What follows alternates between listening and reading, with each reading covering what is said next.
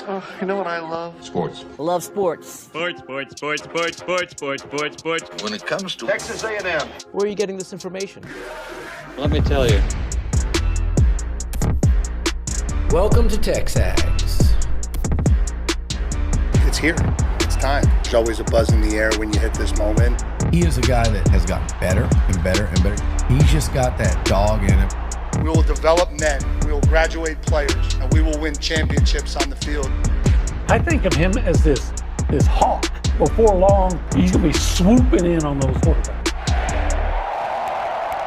And they embody what the school is about. It's about getting into hard situations and getting ourselves out. It's about working hard. It's about doing amazing things. And this is a real program. It's not fake. This is a real place. And if you want to be really good at football, this is a really good place to be. You know, if I'm betting on anybody, it's the Aggies.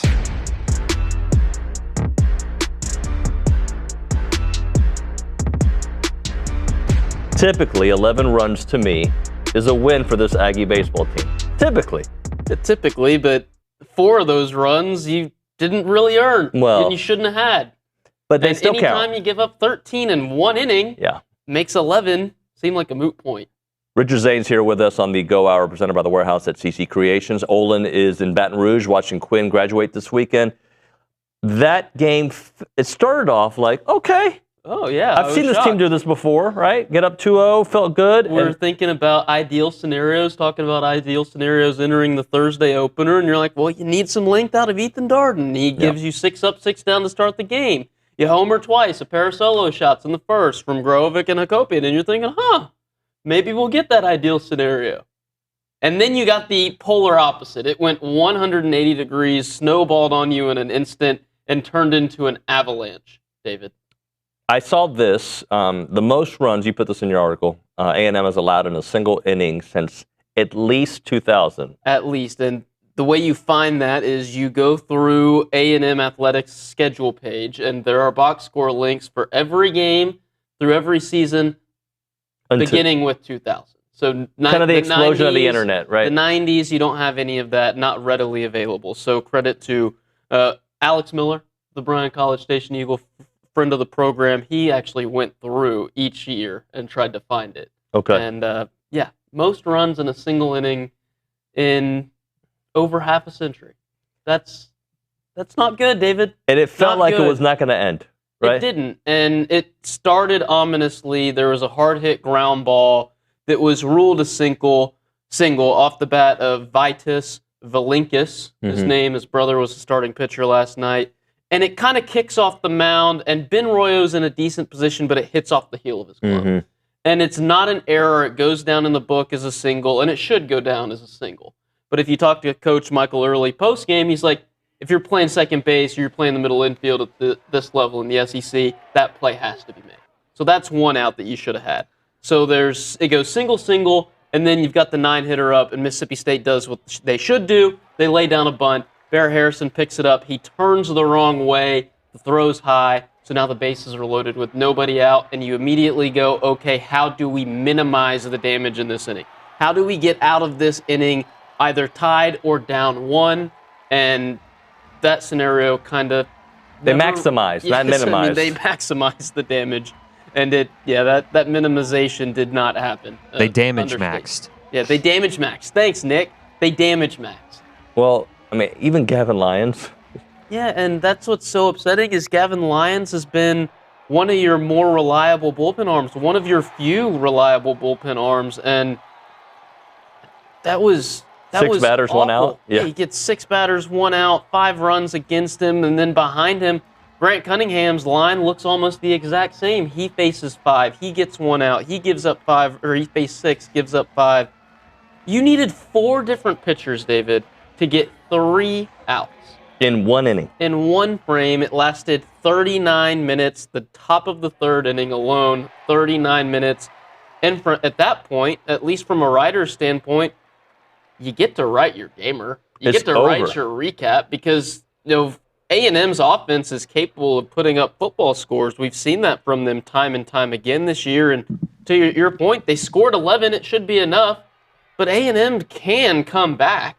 But you don't want to have to come back from down 11 3 innings into the game, and they can only do so much. The pitching's got to carry some of the load. And that's kind of what we've been telling you the entire season. We have been seeing that the pitching is not good enough. It's concerning. It had been concerning. You could see signs of it being concerning. It's been worse, though, recently. It has gotten worse down the stretch, and the arms are the arms. The arms are going to have to perform. Guys are going to have to step up and give you something. Nobody gave you anything last night until late. Hunter Bond was okay. He had been better. He gives up his first runs of the year. And then Cole Hubert, a scoreless inning, 2 scoreless innings from Hunter Vincent. He walked the first 2, but got a double play ball, allowed him to settle in. He was a bright spot if you're looking for silver linings on the pitching side. And then Cooper Powell got his feet wet in an SEC game as well. But by that point, if you're down 17-8, 17-11, so pitching's a problem, man. Pitching's been a problem. It's worse. You're more thin. Your best pitcher's out for God knows how long, if not, another SEC tournament next week. Hopefully that's it. We don't know if he's out for next week, but I'm assuming based on what Bronny's tea leaves are and what my understanding is that the plan is to rest Aiden Sims this weekend. Obviously, he's been listed on the availability report as out. I don't foresee a change in today's report when it comes out at 4 o'clock. So you're going to be without your best starting pitcher this weekend, and most likely without him next weekend at the SEC tournament. A&M's playing themselves into a position where if tonight and tomorrow morning look similar to Thursday, you might not have that double bye in Hoover. Yeah. And you might go to Hoover with work to do to even cement your spot as a host, let alone a top 8 seed. So let's talk about that, because it's complicated now. You went from, you win this series, you're probably a top 8 national seed, to if you continue to spiral down this path that you started yesterday, actually started before, the Auburn series, the Ole Miss series, you continue this spiral down, you might not even be hosting a regional. It's very possible. I don't keep up with the hosting bubble as closely as other people in the media do, but to me, it makes the most sense that if A&M gets 2 this weekend, and that's still the case, if A&M gets 2 this weekend, I feel comfortable about them being a top 8 seed come Memorial Day. Doesn't matter what yesterday looked like. If you win today and you win tomorrow, you get to 18 wins before you even get to Hoover. At worst, you're finishing, I believe, 4th in the SEC. That should get you a national seed spot. And if you win 1 this weekend, 17, I think you're bringing postseason baseball back to Bluebell Park. You might not just own home field advantage through the first 2 rounds. Now, you could get lucky, and whoever you get matched up with in a super regional, they go down on the other side, and you get to come back here for a second weekend, but it's not a guarantee. But, of course, A&M has to play their way into being guaranteed postseason. You have to pitch better no matter what seed you are, yes. Right? You're not going to win a series or a regional if you pitch like you pitched yesterday. And that's what's most important is A&M has to pitch better. They have to get more from their arms, or they're going to have a tough time getting out of a regional, whether they're at home or on the road. Remind me history-wise. Okay. You gave up 18. I believe you gave up 18 against Auburn 2 series ago. Yes. And you probably scored 18 against Ole Miss, or was it 16 against Ole Miss? So A&M skirted what would have been their 4th run rule loss of the year last night. Obviously, they got run ruled by UCLA back in February. They got 3rd run rule loss of the year, and then they got run ruled by Auburn. You scored 18 against Ole Miss. You scored 16 against Prairie View. You lost that 18-5 game to Auburn. You can score a ton of runs, but the problem is, even in these wins, like go back to the Texas game, the first game of that series, you win 9-8. You're still giving up a lot of runs. Yeah, but at this point, I would be okay with giving up 8. Yeah, if you give up 8, I feel good about A&M's chances. Right. And I still feel good about A&M's chances with the offense is going like it is. Keep in mind, the offense is still shorthanded. You still have Nico Partita. He was listed as game time decision on yesterday's game day report. He didn't go. Coach Early said he was available to pinch hit. The problem there is he's still not cleared to move at 100% on that hamstring.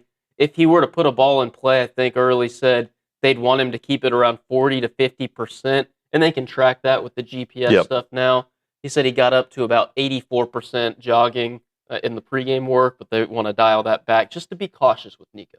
So you're still without your all-SEC freshman candidate. I thought before he went down he had a case to be the SEC Freshman of the Year. Now it seems like that award's not going to be within his reach. Still without him. Chris Akopian's playing on one leg and doing amazing as a DH. I think it's 4 home runs in his last 6 SEC games. Yeah. And he's played, trying to do a quick math, he's now played 7 as a DH.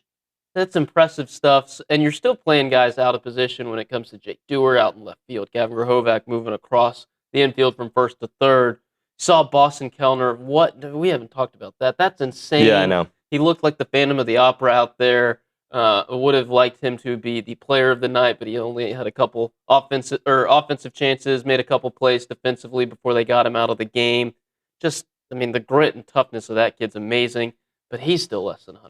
You know that. And Ben Royo playing second base in Hakopian's absence. It's just a lot of moving parts, but they can still score a ton of runs. That's what's so amazing about this offense. It is, without a doubt, a top 3 offense in school history. But it feels like, well, it doesn't feel like. The proof is you're trending downward right before the postseason. That's what's so discouraging is you've got this amazing offense, one of college baseball's elite, one of the best we've ever had here at College Station, and the pitching has been so bad or looks to be so bad that it could unravel on them before they get out of a region. I remember we had a discussion on this show on the Baseball Bunch weeks back, and actually it's a continued discussion about how this team reminded us a little bit of 22, but maybe with a better pitching staff.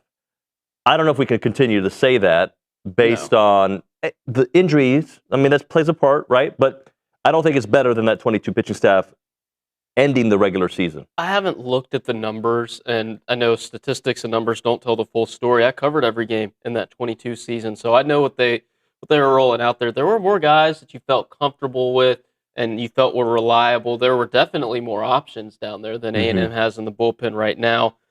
Dallas and Detmer, you felt better about them than because A&M right now this weekend they don't have a starting pitcher that you feel good about. Right. Ethan Darden used twice as an opener, is the only one that was actually listed in a pitching probable this weekend.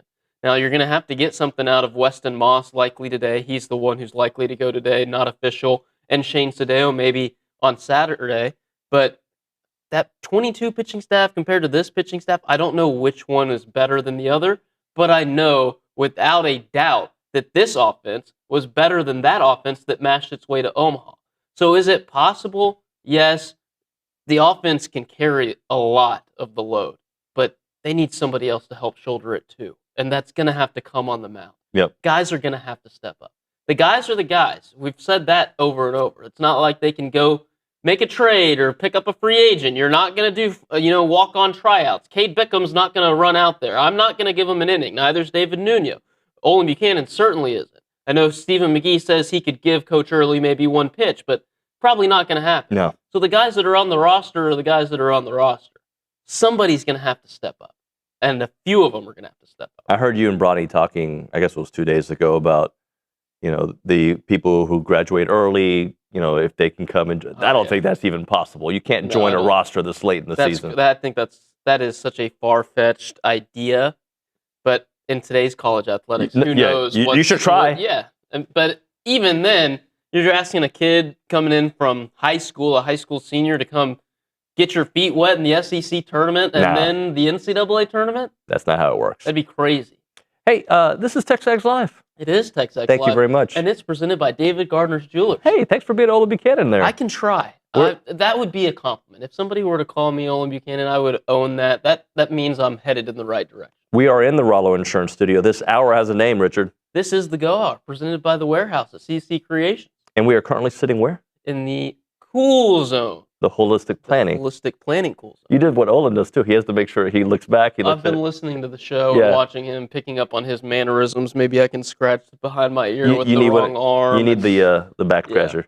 If you want to be a part of the conversation, you can do it multiple ways. You can call us up on the Buppy's Catering and Bartending hotline 979-693-1150, or you can text us on the Catalyst Pure Performance PPE text line. There you go, 979-693-1150. We go around the room. We go left to right. We go behind the glass. We say hi to the Director of the Year, Nick Savage. Nick, hello. Howdy, good morning, y'all. Hello, sir. Howdy, good morning, y'all. Well, it's not the best night on the mound when I had to rework this graphic. But the crazy thing is, to me, you harped on it a little bit already, Richard. You needed 3 guys, or I should say 3 guys only got you 1 out in this game. Gavin Lyons, Grant Cunningham, Juan Vargas only got you 1 out. But, I think the Aggies are 1 good quality start away. It seems far-fetched, I know. But they get 1 good quality start from Weston Moss, or maybe we see Shane Zadeo today or something. They're 1 good outing away from just getting a game, and I feel like we'd feel a lot better about this series, because right now kind of looks bleak, but I think if you get a good quality start, you turn it over to Clayton Freshcorn. Who knows how long he can go, but he's been a dog this year. So just hope we see that tonight from whoever toes the rubber for A&M. And to Nick's point, and I don't think he's being a sunshine pumper at all. He's 1,000% correct. Talking about Coach Early and his comments yesterday? No, just the fact that you need 1 quality start and you're right back in this series. Well, they've done it all year. Yeah, they've done it all year. They've responded time and time again. It's now 4 straight series. They've dropped the opening game.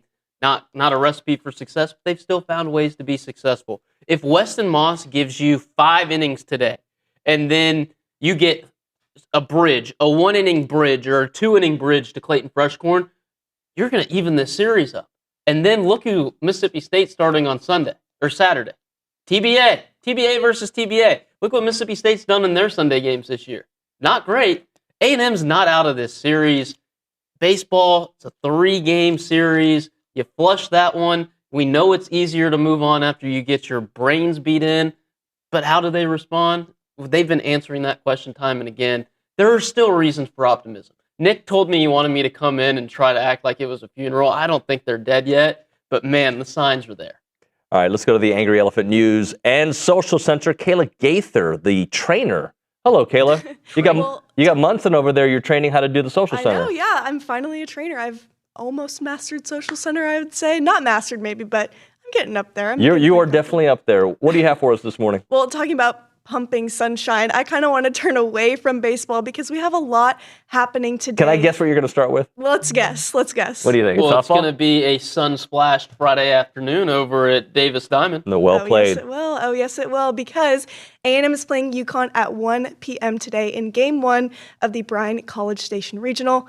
Me and Kay went over to the press conference yesterday, and Coach Ford is more prepared than ever. She said, "This is what you work so hard for. This is where your superstars rise to the occasion. This is why I coach, to see women chase things and chase their dreams. That's what I want. I want them to understand what they're capable of." So they're prepared over there at Davis Diamond, and super excited to see what happens this weekend.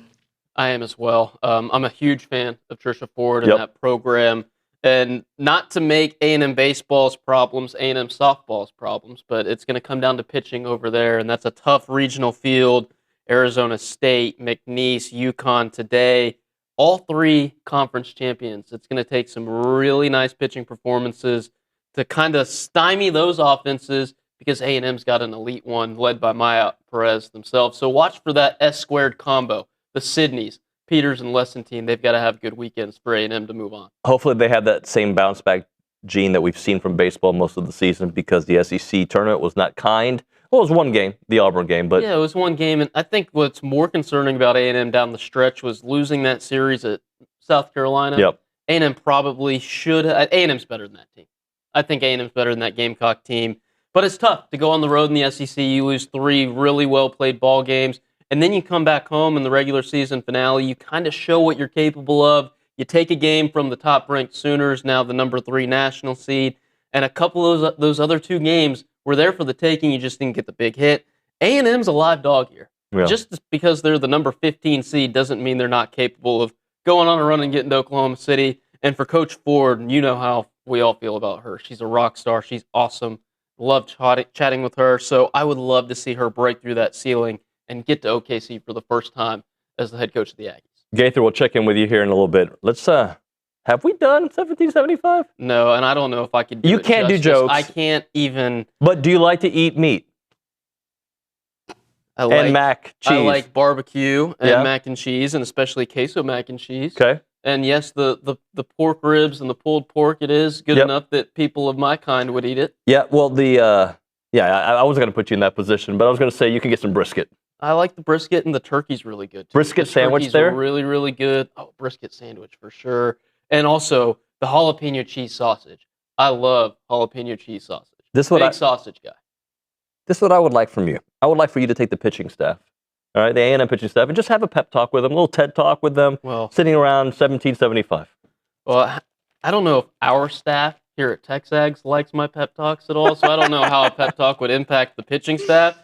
But I do know that the 1775 could help them start feeling good. Maybe they could carry that good feeling over to the bump and start pitching with more confidence. The website is 1775txbbq.com. You can call them up, 979-492-6241. It's 1775. And it's good. Mm. Did I do it right? Yeah, you did.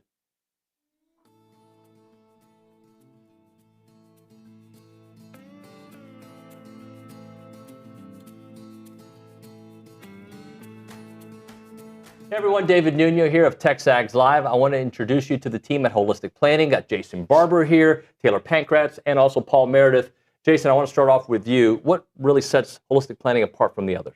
Yeah, so what makes us different is most financial advisors stop at investment management. On the other hand, Holistic Planning, we manage investments, taxes, and estate planning all on one team, all underneath one roof. Now, Taylor, when everything is coordinated like that, it really helps the bottom line, doesn't it? It really does. When your investments and taxes are working together, you stop leaving money on the table and keep more of what's yours. Paul, Holistic Planning is trying to expand as well.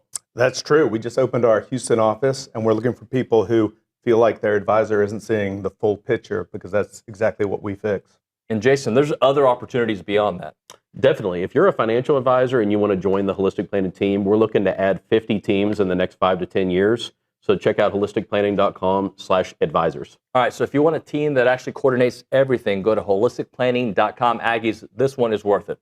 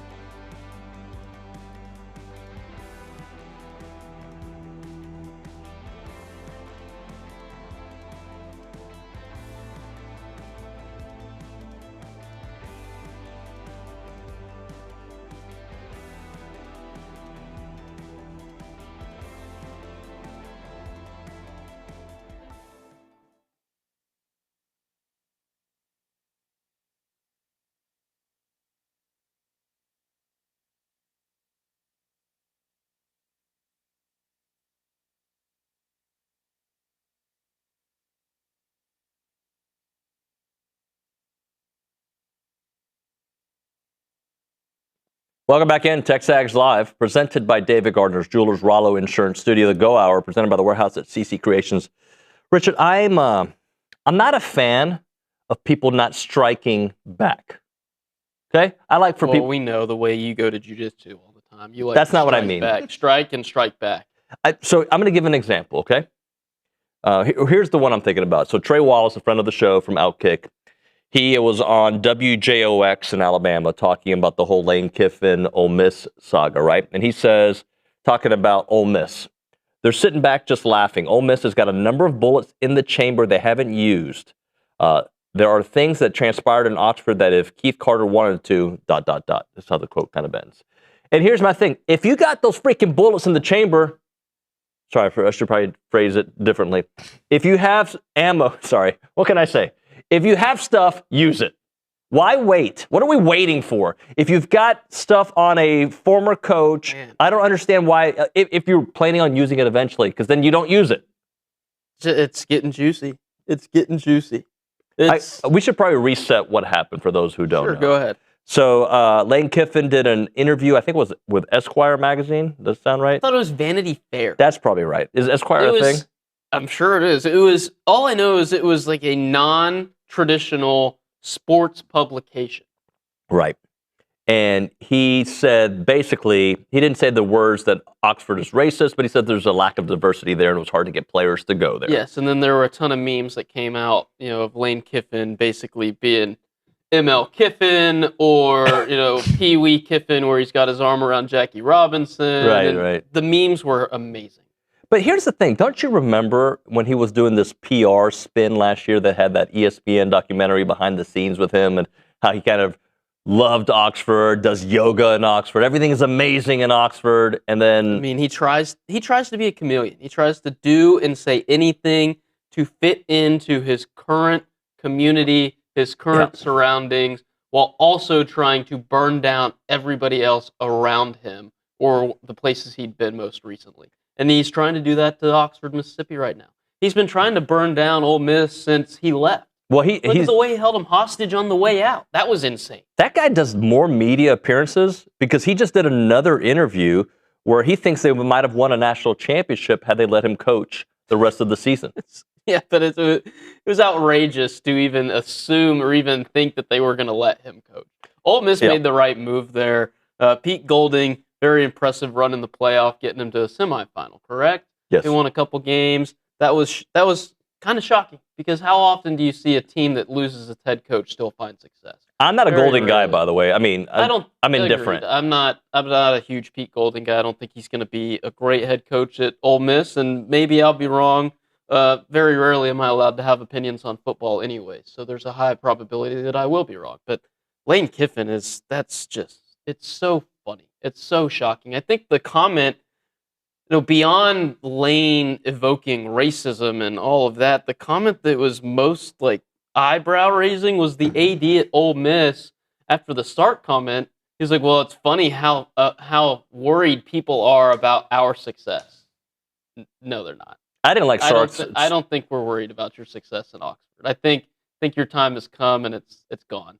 But I didn't like Sark getting into the... I know he had his reasons, but I didn't like it.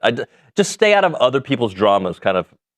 Yeah, I think those were two separate situations. I don't think Sark was trying to jump in on the Ole Miss drama. I think he probably, if he had to have that comment back, he'd say the same thing about basket weaving. He'd probably just omit any school's name. Right. Because you could fill in, if he wanted to, he could throw in A&M's name. And that would, nobody would think anything of it. It was like, oh, it's just rivalry crap. Yeah. Although we know A&M's a better academic institution than most in this league. So follow me here. I think Lane Kiffin is great for college football. I think he's an excellent head coach. If he were my head coach, I'd probably like him. I don't like him as my head coach. You understand what I'm saying? Like I want a guy with more class as my head coach. I like Draymond Green. Okay, so it's not like I like only classy people, is I guess what I'm saying. I am for sale, but I like the idea of an R.C. Slocum type of coach for Texas A&M. I like good people who do it the right way, who players 30 years from now are going to talk about how much they love them, as opposed to this guy who just burns bridges. I don't know if players, whether it be at Tennessee or USC or Tennessee or Oakland or Florida Atlantic, and now Ole Miss. I don't know if any of the players look back and say they loved playing for them. Yeah. I don't know. That's tough. If you're Lane Kiffin, you're just thinking about the human side. That's probably pretty tough. That's not. How often do we hear guys who talk about why they get into coaching to impact young people and have positive impacts on their lives? And that's tough. That's a tough legacy to leave. All right, we're gonna hit another break. We'll come back. More football for you, buddy. More opinions. But not okay. We're gonna talk 2014 playoff and that kind of thing. 2014 playoff. 2014. Yeah, okay. we could do the 2014 playoff if you want to get ChatGPT and Claude together. Claude, like Brian Kelly. Brian Kelly. By the way, kind of inauthentic, Brian Kelly. Well, artificial intelligence is inauthentic. This is a good point. We'll hit a break. You know what? I have no segue. Never mind. We'll just talk Caldwell Country Chevrolet. Highway 21 in Caldwell, online at Caldwell Country Chevrolet. Authentic. They are authentic, and you don't need AI to find out their deals. You just go. Nope, exactly. Just go to the website. Drive. Yeah, it's only 15 minutes the edge of Bryan to the beginnings of Caldwell. Yeah, I mean, as long as there's no cops around, you can drive fast. I think you can do it just going the speed limit. The edge of Bryan to the beginnings of Caldwell. Fair. You disagree. No, I agree. I agree. If you have a car that you're trying to unload because I need a new car and I want to get some equity on this car, go to Caldwell Country Chevrolet. They're always expanding their selection of used vehicles, which means they're going to look at your vehicle and give you great value on that vehicle, and then you can purchase a vehicle from Caldwell Country Chevrolet, and it comes with that free oil change for life as long as you own that car from Caldwell Country Chevrolet. I already told you it's only a 15-minute drive, the edge of Bryan to the beginnings of Caldwell. Short conversation away, but you'll see the difference when you step on the lot and do business with the great people at Caldwell Country Chevrolet. Highway 21 in Caldwell, online, CaldwellCountryChevrolet.com.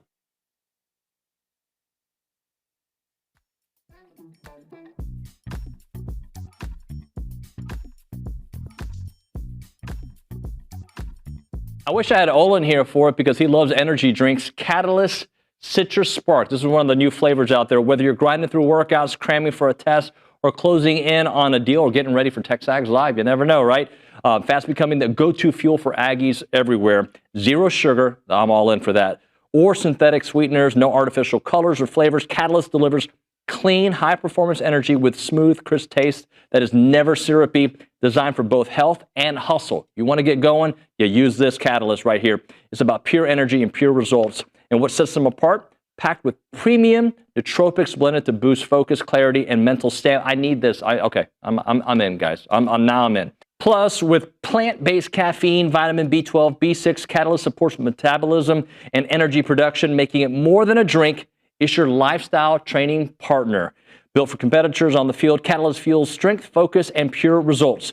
Buy now at drinkcatalyst.com. That is drinkcatalyst.com. Train harder, think sharper, pure results. It's Catalyst.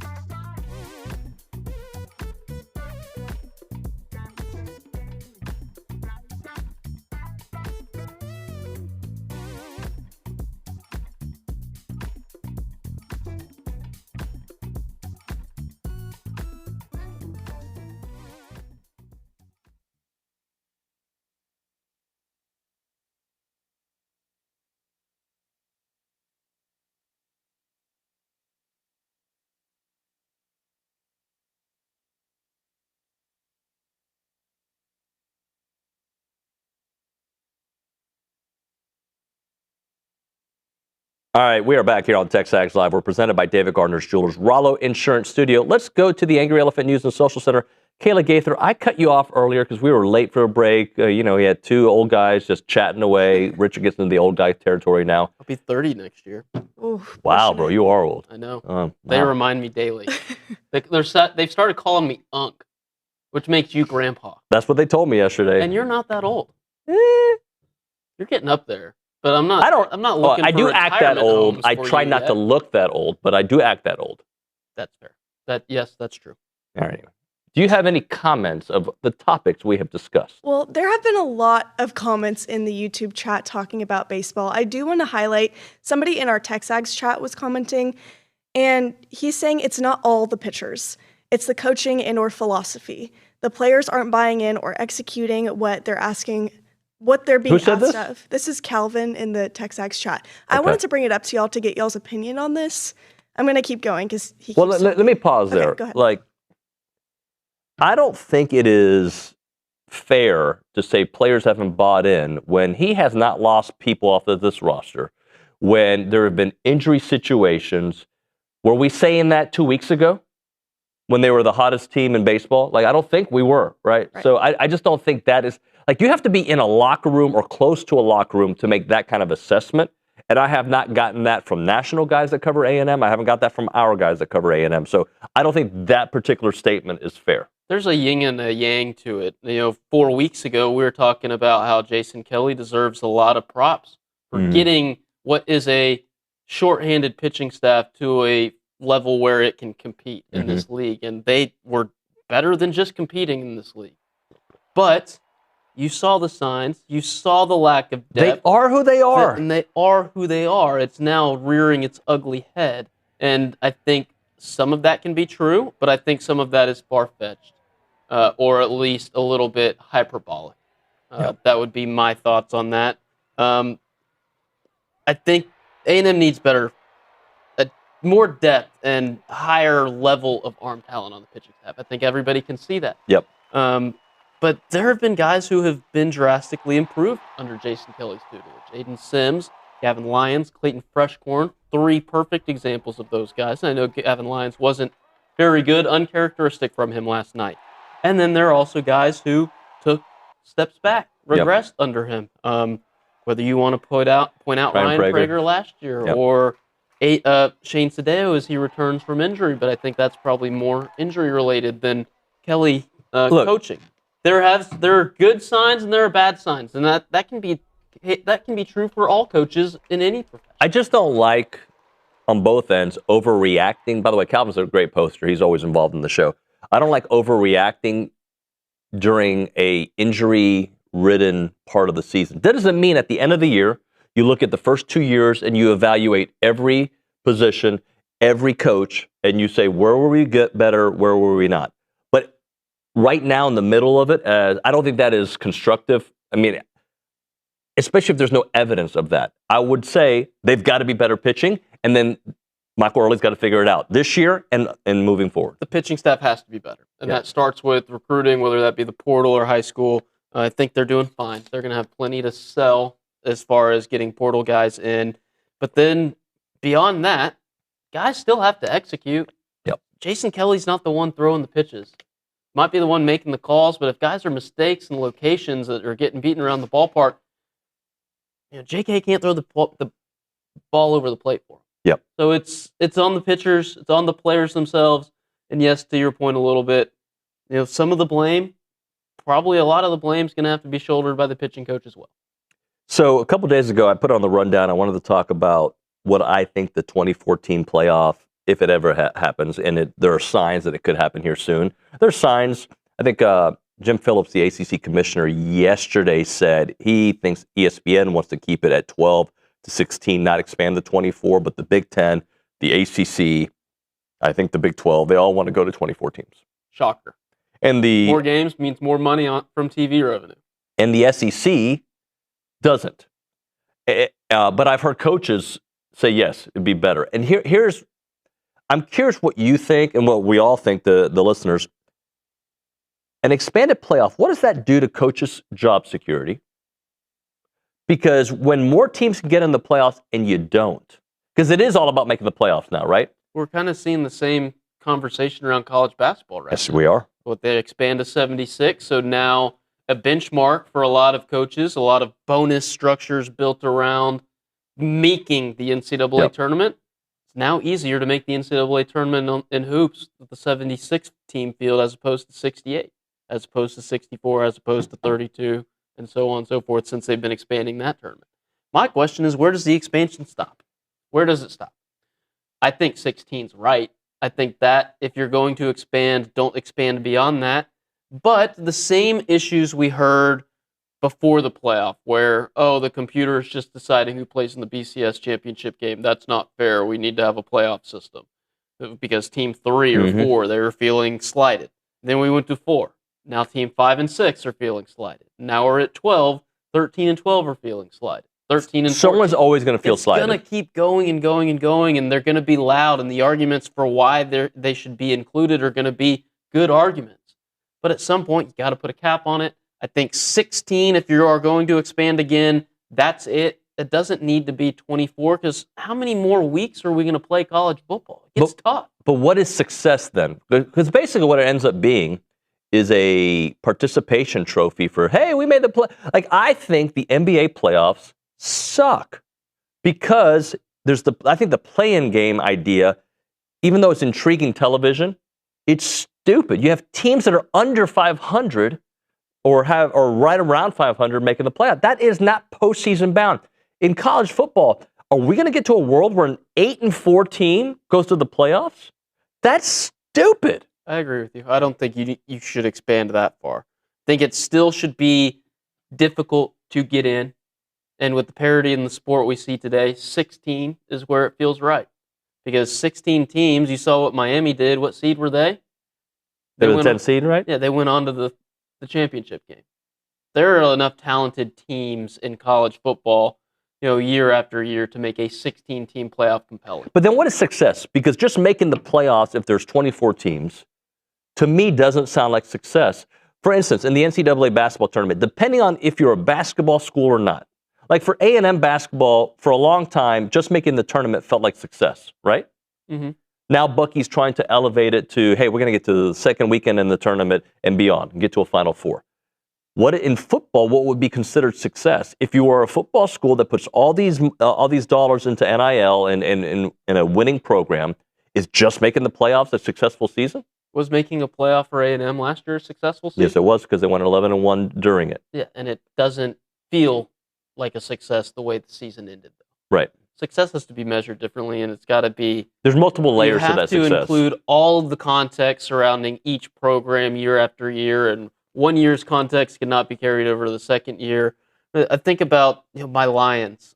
I mean, I'm going to forget which year it was, but 24, I think it was. They won the division. I think they were the number 1 seed in the NFC, and they lost to the Commanders in the first round. Mm-hmm. A success to us would have been getting to the Super Bowl and maybe winning it. But even though you won your first division championship in Lord knows how long, that's not a successful season. So just getting to the playoff doesn't deem success. It's going to be, and that'll be the postseason is the success. That'll be the case even in the 16-team field. Yep. Getting into the playoff is the base level for success. What you do after that determines how successful you are. For instance, softball last year, right? We look at the number 1 overall seed. That is not a successful season. Well, it was a successful regular season with a horrendous finish, right? They won the SEC. They got a co-championship in the SEC tournament. They were really impressive. But Trisha Ford will tell you that they didn't get the job done. No. Baseball didn't either. Yeah, that's true. Yeah. All right, we'll hit a break. We'll come back. We'll do Bank on It on the other side. Right now, we're talking Rollo Insurance. They're headquartered right here on Highway 6 in College Station. They share the community's values. They're an independent agency that works for you, not the shareholders, and they want you to know that whatever type of insurance you're looking for, they're going to take great care of you. So if you have ranch insurance that you need, farmer insurance, car insurance, homeowners insurance, Rollo Insurance is going to take care of you. 60 offices in the great state of Texas. Their headquarters, as I mentioned, right here in College Station. You've got Keith, Morgan, Jason, Jackson, the entire team that live in this community, and they want to make sure that you're a part of it. But also, they're beyond College Station. So wherever you are in Texas and around the country, they can take care of you. The phone number, 888-44-ROLLO. That is 888-44-ROLLO. Go to rolloinsurance.com. rolloinsurance.com/TexAgs. That's rolloinsurance.com/TexAgs.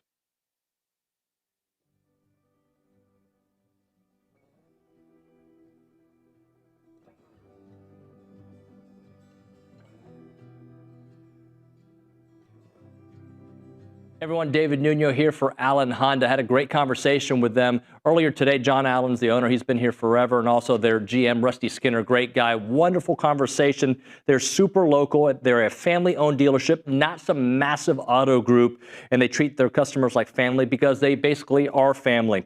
They're Aggie alums. They love Aggie sports, and they've been serving the Brazos Valley with integrity, with passion, and commitment to excellence for over 50 years, which is very rare, by the way, for the independents because people trust them. And that's why they've been doing it for such a long time. Whether you're looking to buy, lease, or service your vehicle, you can count on them for transparent, no pressure experience that puts your needs first. And I can attest to it. Had a great conversation about my own situation with them. Their knowledgeable sales team will help you find the perfect Honda to fit your lifestyle, from fuel-efficient sedans to versatile SUVs. Leasing options are flexible and affordable, making it easy to drive the latest models with confidence. And when it comes to service, their certified technicians only use genuine Honda parts to keep your vehicle running at its best, whether it's routine maintenance for major repairs or whatever it may be. And we know that trust isn't given, it is earned. And that's why generations of local drivers right here in the Brazos Valley and Bryan College Station keep coming back to Allen Honda. As part of the community with Aggie spirit in their hearts, they are here to make everyone's visit wonderful. So visit their showroom or their service lane and find friendly, efficient, and memorable situations when you go to Allen Honda. Come see why so many College Station and Bryan drivers choose Allen Honda for their automotive needs. And remember, gig 'em.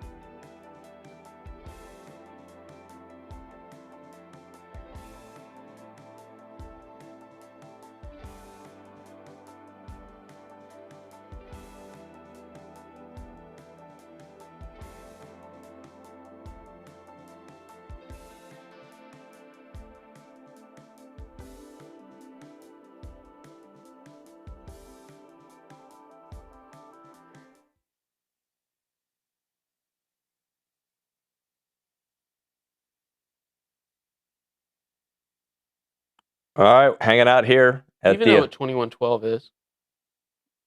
Huh? Nick kind of. I didn't hear what he said. What he said? This is Rush. Tom Sawyer. Oh, Rush. I know the song. Rush. I wouldn't have known it was Rush. Greatest band of all time. Oh yeah. Is that like a shared in like your community no, it's or not what? a shared? Okay. No, they're Canadian. They're not my community. I mean, I didn't know which community we were learning. Baseball community. Kind I of. was They thinking. are kind of my community, I guess. Geddy Lee and I. I was thinking baseball community, not the other. And Geddy Lee, also a huge baseball memorabilia collector. But do you know what? No, the I have no album idea what you're talking about. 2112? All right, No. Nick, we're gonna enlighten him after the show. We're gonna play all 20 minutes of it. Yeah, you got to listen to all 20 There's minutes no of the chance song. Have a 20-minute song. Let me tell you something I don't like to do. The entire side of an album. When people want you to watch a YouTube video that you kind of care, but you don't, and then it's like 9 minutes long, and then now the other day you had a good one. That was a great one. But sometimes our video, hell, you'll love this video. Did you go watch that movie? No, I haven't. It was like 2 days ago. I don't have time to watch a movie. But sometimes when people want you to watch a YouTube video that's 7 minutes long, can you give me the AI condensed version real quick, please? Can I just get 30 seconds? We'll give you the condensed version of 2112. We'll play Overture and Tipple of Syrinx, and then we'll get that last segment for you. I like 41 to 38 better. Okay, 41 to 38. A&M's victory Yes. over Alabama because 21-12 sounded like a football score. What Hey, about 1738? What do you know about Fetty Wap? how about 1775? 1775. I Better do than like Fetty Wap. 1738. Bank Audit time. We've got to pay some bills. Presented by Vera Bank. Honest questions, genuine advice. Go see Joel Jackson and the team. Learn more at verabank.com. What, sir, are you banking on? I am going to bank on a Texas A&M baseball response this weekend at some point. I hope it's tonight. But A&M last night lost its 13th game of the season. Do you know what A&M did in their 12 games immediately following their previous losses? They won. 9-3. A&M's responded time and time again. I have. And if you look at Duke Stone's ERA entering tonight's game, that's Mississippi State starter. Not great. A&M's offense has an opportunity to do what they did last night. Just need the pitching to do it, Just too. need some pitching help. Who's pitching today? No, nothing confirmed, nothing official, but last night in the post-game press conference, Coach Early said likely Weston Moss starting tonight, Friday, but they were going to sit down and talk about it and confirm, but I hadn't heard anything since then. And then tomorrow? Win today. Win today and figure out tomorrow when you get there. Bullpen day, maybe? You're going out there. You and Cade Bickham. That's fine. Eating the bulk of innings. I'll go. I won't be embarrassed. I'm going to bank on Gavin Grahovic, couple more dingers this weekend. That would be awesome. He's got 18 on the year. 2 more makes him just the second A&M baseball player ever to enjoy multiple 20 home run seasons. Freshman year, last year. Freshman year. Well, he didn't play. No, as in his last year. Freshman year, yeah, and then that gap. And then Jace Lavalette was the only other one who did it. Gavin Grahovic yesterday in the loss. Couldn't really ask him about it because he wasn't too happy. That's what I love about him. 2 RBIs, becomes just the 12th Aggie ever to get to 70.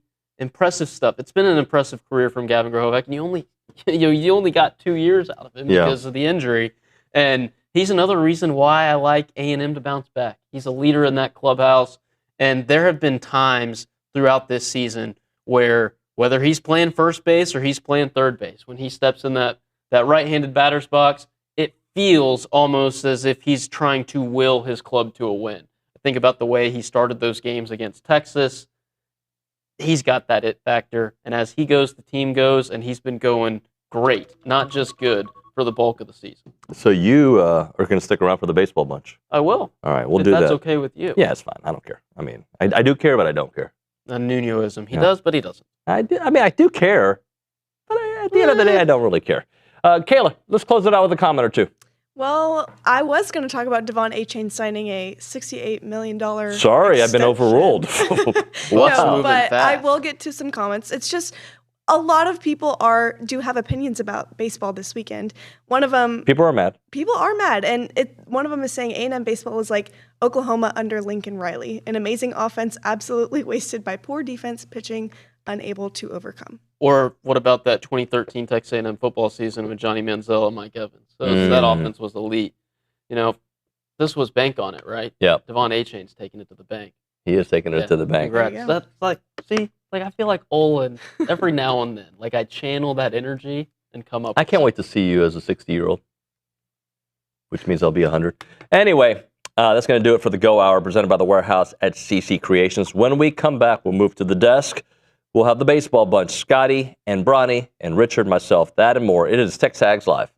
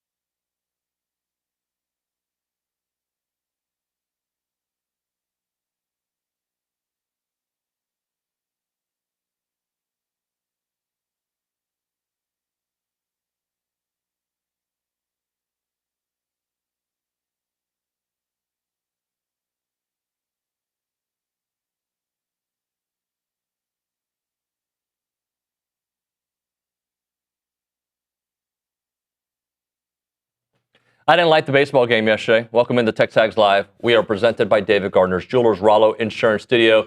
The baseball bunch begins here during the 9 o'clock hour. Richard Zane's been with us all morning, but Sorry. Ryan Brauninger joins us, and Scott Clendenin. Hello, sir. Good morning. Good morning to you. We're going to start with the State of the Union address, if you will. Bronny, why don't you start us off after a difficult night at the Yard? Difficult in one element of the game. I would say that the offense did more than you probably could have asked for. We went into the series saying that we felt like A&M was going to have to score 7, 8, 9 runs to give yourself a chance. They did better than that. They scored 11 runs on 13 hits, left the yard 4 times? 3 times. Had some really good at-bats in there against a very talented starter in Thomas Valinkis. And then Mississippi State threw one of their top high-leverage bullpen arms after Valinkis, even with the blowout, because that should tell you what Brian O'Connor thinks of this A&M offense, is that in a game like that, he still went to Pritzker for, was it 2 innings? Pritzker and the Webb and both Davis. Yeah. Davis. Here's the thing, man. Like, when you watch what Mississippi State is rolling out there in the back end of a 18-11 game, and you compare it to what A&M is having to run out there in high-leverage spots, it is striking the difference in terms of arms and arm talent. That has been the case all year. You know, I said that I felt like A&M they'd raised the floor of the pitching staff in the offseason. I still think that's true when you go and look at the injuries that they've had to deal with. I think they raised the floor from 2025 to 2026. The problem is the ceiling didn't get raised at all or is even lower. And it's something that has to be addressed this offseason. Has to. Unequivocally, they've got to get more arm talent in the program. And I'm not saying they've got to go get a bunch of freight trains like LSU ran out them where it's, you know, a bunch of 95 pluses and guys that can't throw the ball over the plate. That's what LSU, they dealt with that again last night. I think they threw 185 pitches in a game and less than half of them were strikes. Now, they throw it hard, but nobody cares how hard you throw a ball for. But for A&M, Michael Early has got to address this, and I believe wholeheartedly that he will in this offseason. But it is striking that every weekend what the A&M hitters have to go up against compared to the opposing hitters. Well, Ronnie, you say that, and I'm thinking to myself, they're going to have to do that, and they're going to have to replace a lot on the offensive end, too. Because, yeah, but you trust Early to figure that part out, right? Yeah. Like, he's going to go into the portal. He's got freshmen coming in. There's a couple of freshmen incoming in this class that I think can have similar impacts in Nico and Jory in Boston. But you're right. They're going to replace some real players and some real physical players. And just like in this league, you can kind of skate by. If you have a style, you can kind of skate by, and maybe you have a good year with that style like Kentucky. You know, they have a style they want to play. But if you're not physical in this league, in the batter's box, that's not a long-term plan for success. You got to have dudes that impact the ball in a lot of different spots in your order. You can't go through an SEC season with a light hitting bunch anymore, because guess what you're seeing every week? Real physicality on the mound. So like you have to go get real physical kids, offensively and defensively. It's like if they can pick the ball up and throw it across the infield at a 970 clip, and they're big and physical, yeah, you take that guy. Right. Like the defense is kind of tertiary to physicality and bat to ball. Scott? Well, I think that, you know, we're in the day of age where it's called a leverage guy. Are you a leverage guy? You know, are you down the ladder? You know, there comes a point in time in a game at this level, at the next level, I still see position players go out in Major League Baseball and throw on days where you just didn't have it. And you just have to say pitching for the next game and the next day, and you can't get out of whack on where you are with the with your pitching staff. And I thought it got to a point last night after a 13-run inning that A&M was not in a position to have leverage guys out there.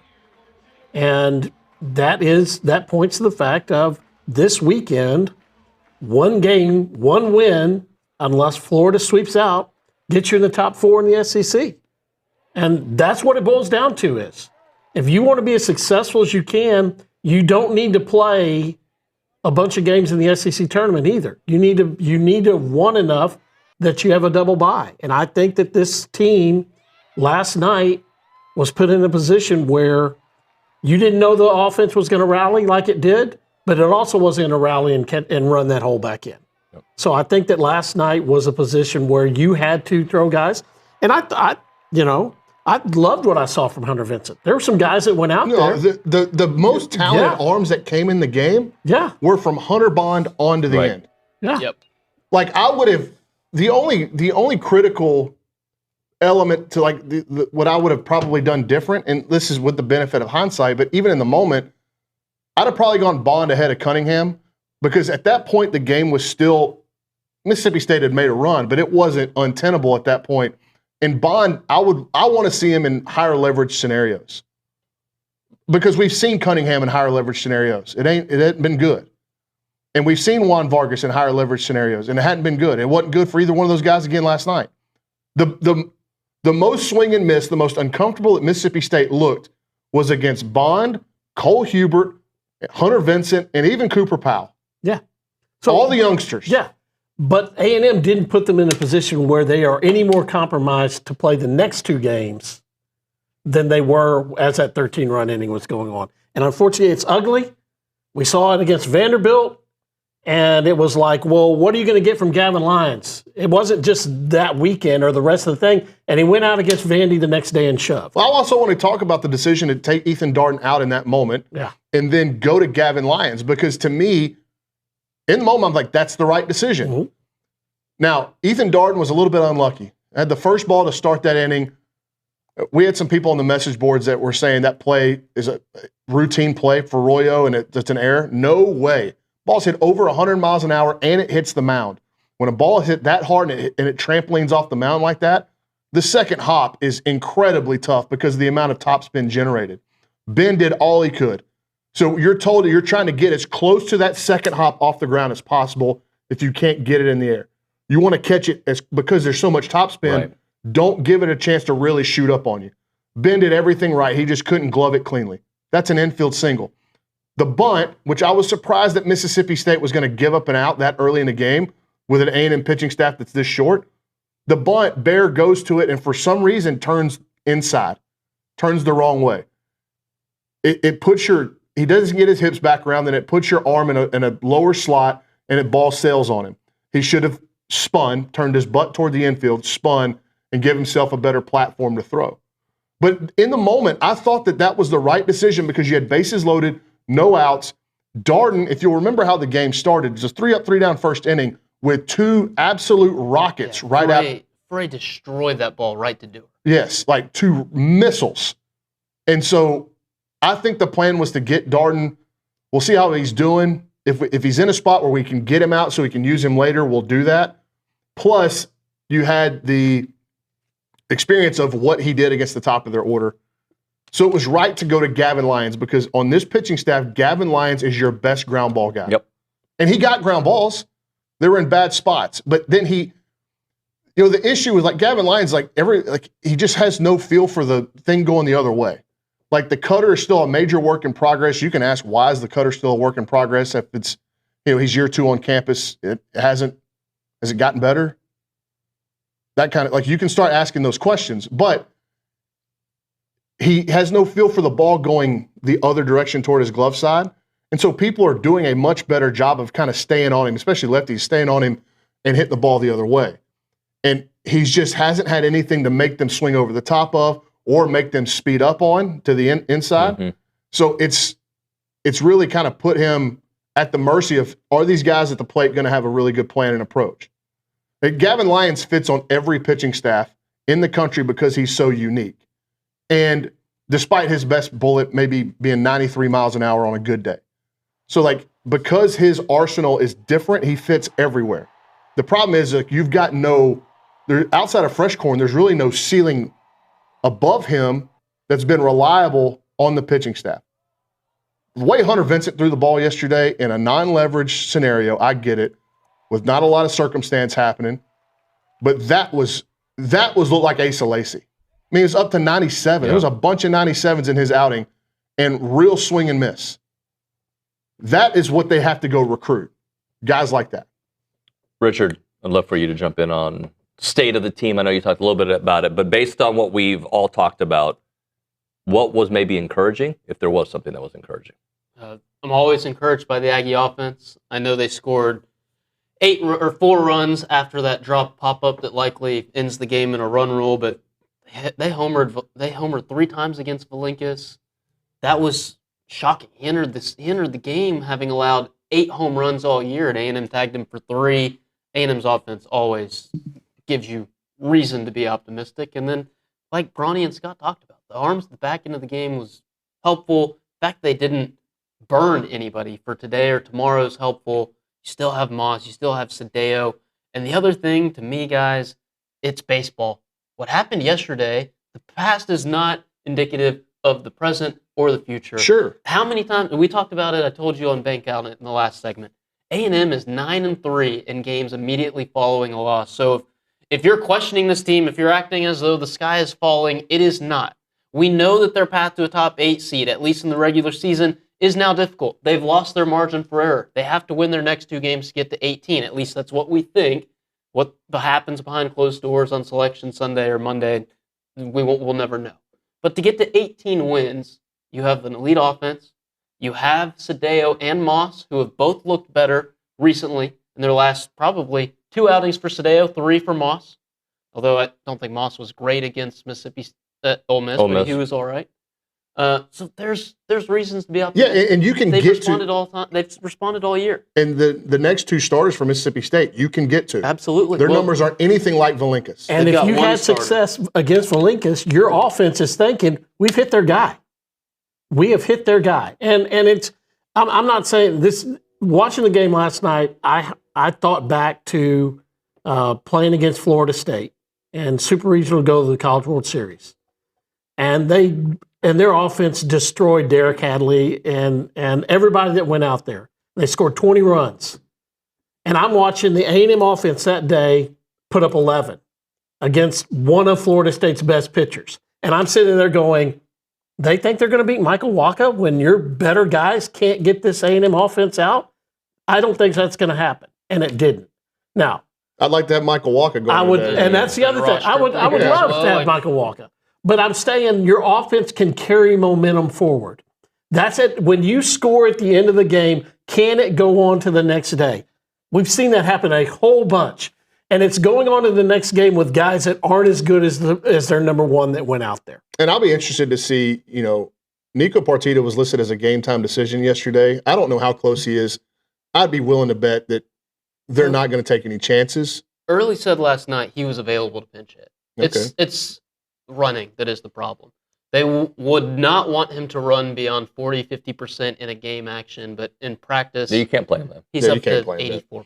But to Scott's point about the offense and Richard's point about the response, it's been that way all year. And the onus has always fell on the hitters. And you look at how they respond against Florida, they got some good pitching in Game 2 and Game 3.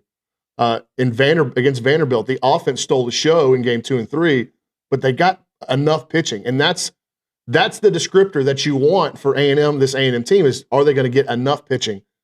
The massive question mark right now is, can they get enough pitching to win a series at home without Aiden Sims pitching in one of these games? Somebody's got to get those outs. I think you're going to have to start Shane Sadeo. You're just going to have to. So Saturday? Tomorrow. Yeah. I just think you're going to have to bite the bullet and do it. You don't have many other options unless – you think Cole Hubert can squeeze an inning, but in order for A&M to secure a top 8 national seed, the guys that they thought were going to be guys coming into the season, Weston Moss and Shane Sadeo, have to pitch well. Point blank, period, end of story. Unless you're going to get into one of these deals like yesterday and you're going to be on the right side of a really like a football score. Let's stay with that thought for a second, because the 2 guys you mentioned were supposed to carry this rotation, right? And if they do this weekend, do what you're talking about, it completely changes how we feel heading into postseason play. If you get really good performances from the 2 guys that you were counting on as your Friday, Saturday guys. I don't even, really good is too high. Enough. There you go. Just enough. And you're looking at the SEC pitching statistics. Texas A&M has pitched the least amount of innings and has given up the most hits. They've struck out the least number of hitters. They have the highest batting average against. Now, shockingly, their team ERA of 5, I believe, is 11th or 12th in the league. But some of these numbers, which when you put them up against the staffs that A&M is having to face, it's pretty striking, the difference. And they just, I firmly believe that Michael Early, the proof of concept, like we said, is there. He can get players to come to this university and he can develop hitters. I say he can get hitters and position players that come here and he can develop them. The big question mark going forward with the program is what happens on the pitching side. Whereas we were asking the complete inverse question during the Rob Childress era. Well, and I think that those numbers right there point to the fact that 2 strikes, the success in 2 strike counts for A&M pitching is the reason why you don't have as many strikeouts and your batting average is high. It's been outrageous. Yes, and that's where A&M has to do better the rest of the season for some way to not have the other teams have success against them in 2 strike counts. That is the pitching staff, because they're not walking people and you're playing defense behind them. When you get to 2 strikes, you have to have more success than you have had. I agree. All right, let's hit a break. We'll come back with more. Right now, we're talking Guaranteed Bank and Trust. They were established in 1913, so they have over a century of experience helping Texas. They are one of the most respected community banks. They proudly serve Aggie land as your community bank, and they've got 3 great locations across the BCS. Their market president is Brandon Sears. He's an Aggie, loves this community, loves Aggie sports, you name it. His whole team is there for you wherever you need them. And they're all across Texas as well. They got 33 locations across Texas, from East Texas to DFW to Houston to Central Texas. And as I mentioned, right here in the BCS. They're growing stronger for the community. They support financial education, home ownership, local business, and nonprofit efforts right here in our very own community. They're relationship focused banking. They're going to take amazing care of you. Check out the website, gnty.com. That is gnty.com. Guaranteed Bank and Trust, a division of Glacier Bank, member FDIC, equal housing lender.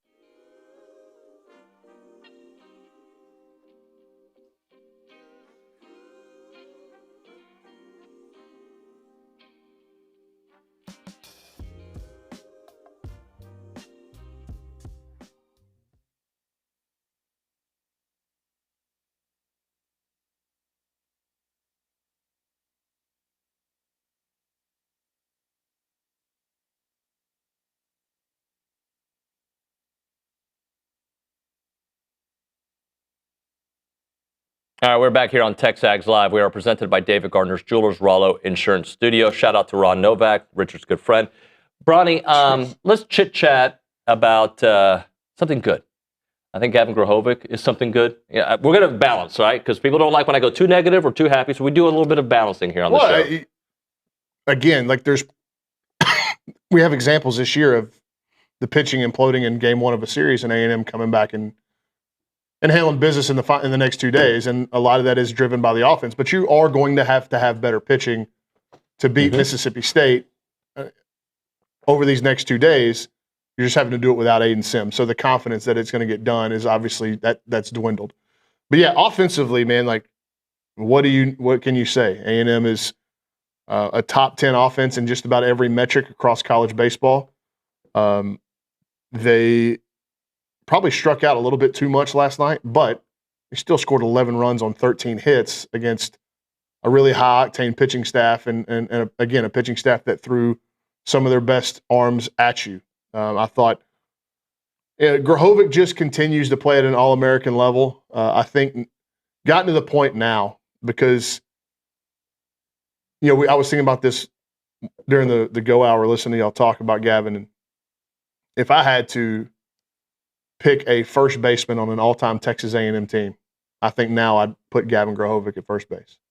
As good as Jack Moss was, as good as Will Frizzell was, our good friend Hunter Melton, great dudes, great players. But what Gavin's doing right now is remarkable, and probably going to end the year with 20 homers, hitting over 350. The strides that he's made as a hitter in terms of cutting down his chase rate, he's shown real ability to hit the ball out of the ballpark and really hard the other way. This is a prime example of a guy that I believe has played himself into the first round. If I were a Major League Baseball scout and I was evaluating Texas A&M's team this year, I would give Gavin Grohovic a first-round grade. That's just my opinion. He's the team MVP. I mean, what he's doing this year's been outstanding. What's the average up to? 365. The OPS is 1.2 or something like that. He's got 18 home runs, 70 RBIs. That's top 12 in a single season in school history. I was thinking about it today. If we're not robbed of last year with that shoulder injury, Gavin Grohovic would probably, well, obviously last season goes way different, probably make the NCAA tournament for sure, right? But then the counting stats and the career stats that he would put together, he would be in the conversation, he should be in this conversation regardless, of best to have ever played. He's in that conversation. Kind of talent. Yeah. He's in that conversation, but with another year, a full season where he's healthy, it's quite the argument. It was quite the argument. 2 years ago, we talked that there was swing and miss in it, and if he ever hit 360, what would he look like? Here it is. Earlier in this year, when he was still hitting and the ball wasn't leaving the ballpark, it was like, well, he's gone and changed himself, and now he's just a contact guy. Okay, we hear all of that. There's so many people that get drafted, even with 20 rounds, that certain people in baseball are not held accountable for the grades they submit. If you don't have a high grade for Sorrell and Grohovic, like you do for Hakopian, when you're putting that in, then I don't think you're doing your job the right way. Gavin has increased his value to professional scouts so much to me because of the contact rate that Scott mentioned going up, but also his ability to play multiple positions defensively at a high level. He was a okay third baseman as a freshman. Thought he was fine. He's clearly better there now, even in this limited sample size that we've gotten at third base. He's made improvements at third. But he was the best defensive first baseman in the SEC whenever A&M's lineup was healthy, and that's where he was playing. Just a remarkable player, and regardless of what happens the remainder of this year, you're running out of opportunities to watch Gavin Grohovic play in a Texas A&M jersey. And we said 2 years ago that he may be able to run down whatever number Jace puts up there if they're all healthy. Caden Sorrell, it didn't look like that was going to happen because he didn't play as much as he did in his first year. It's one of the reasons why Tyler Naquin doesn't have some of those career numbers, because he didn't start all the time as a freshman. When you're a guy and you're out there day one going on, okay, Partita got a little bit of a lead on what Jorian Wilson did. That's just the nature of if you start at the beginning of your freshman year. It doesn't mean that you can't run down some of the guys, but it's real hard to get to the tippy top of it. And Gavin Grahovic could have held the all-time home run record here at Texas A&M if he had had the opportunity to play last year. It's pretty remarkable. Again, go back. This was Michael Early's position group whenever he was the assistant, and he was obviously over the hitters as well. Look at the outfielders that have been in this program and how they've produced under Michael Early's tutelage. You go back to Dylan Rock, and even like Brett Minnick, I wouldn't put in an all-time category. Brett Minnick was a really good player. Solid. Really good player.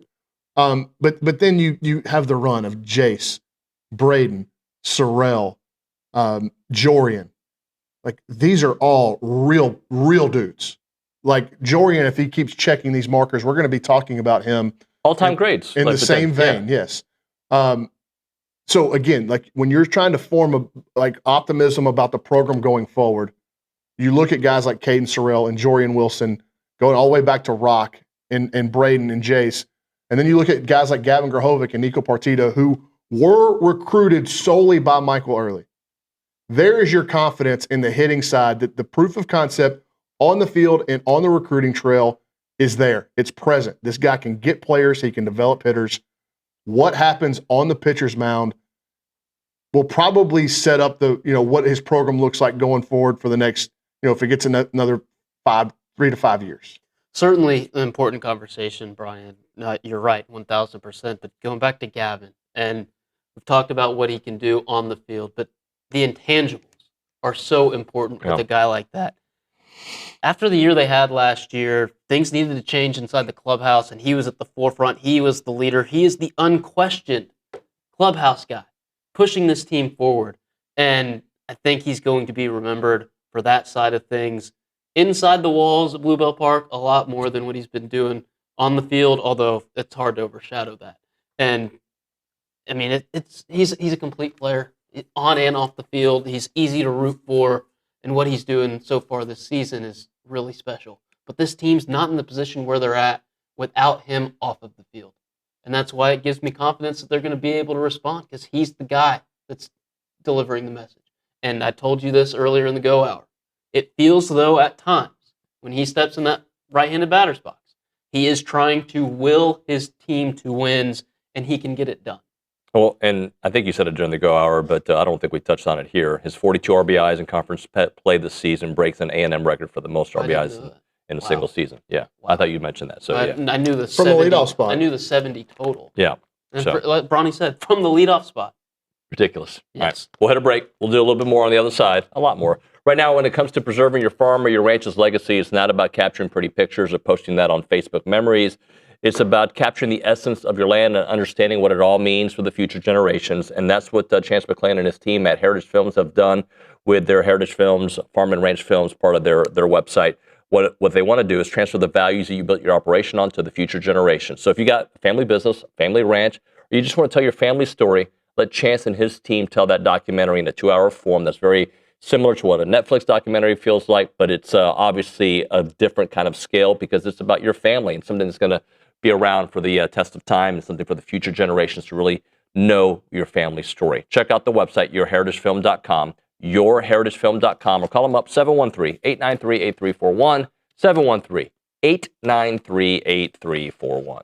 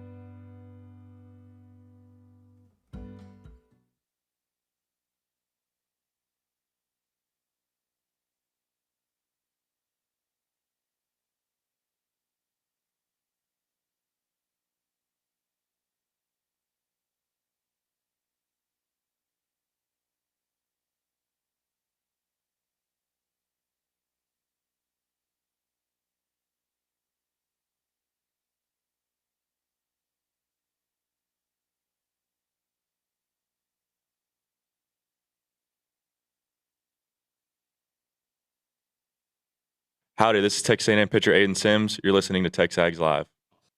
Aiden Sims there doing the liner. Appreciate that. TexAgs Live presented by David Gardner's Jewelers, Rollo Insurance Studio. Bronny, we'll go to you with Aiden Sims. I know we talked a little bit about it yesterday on the Go Hour, but after being at the ballpark yesterday, where are you with Aiden, and potentially when might we see him again?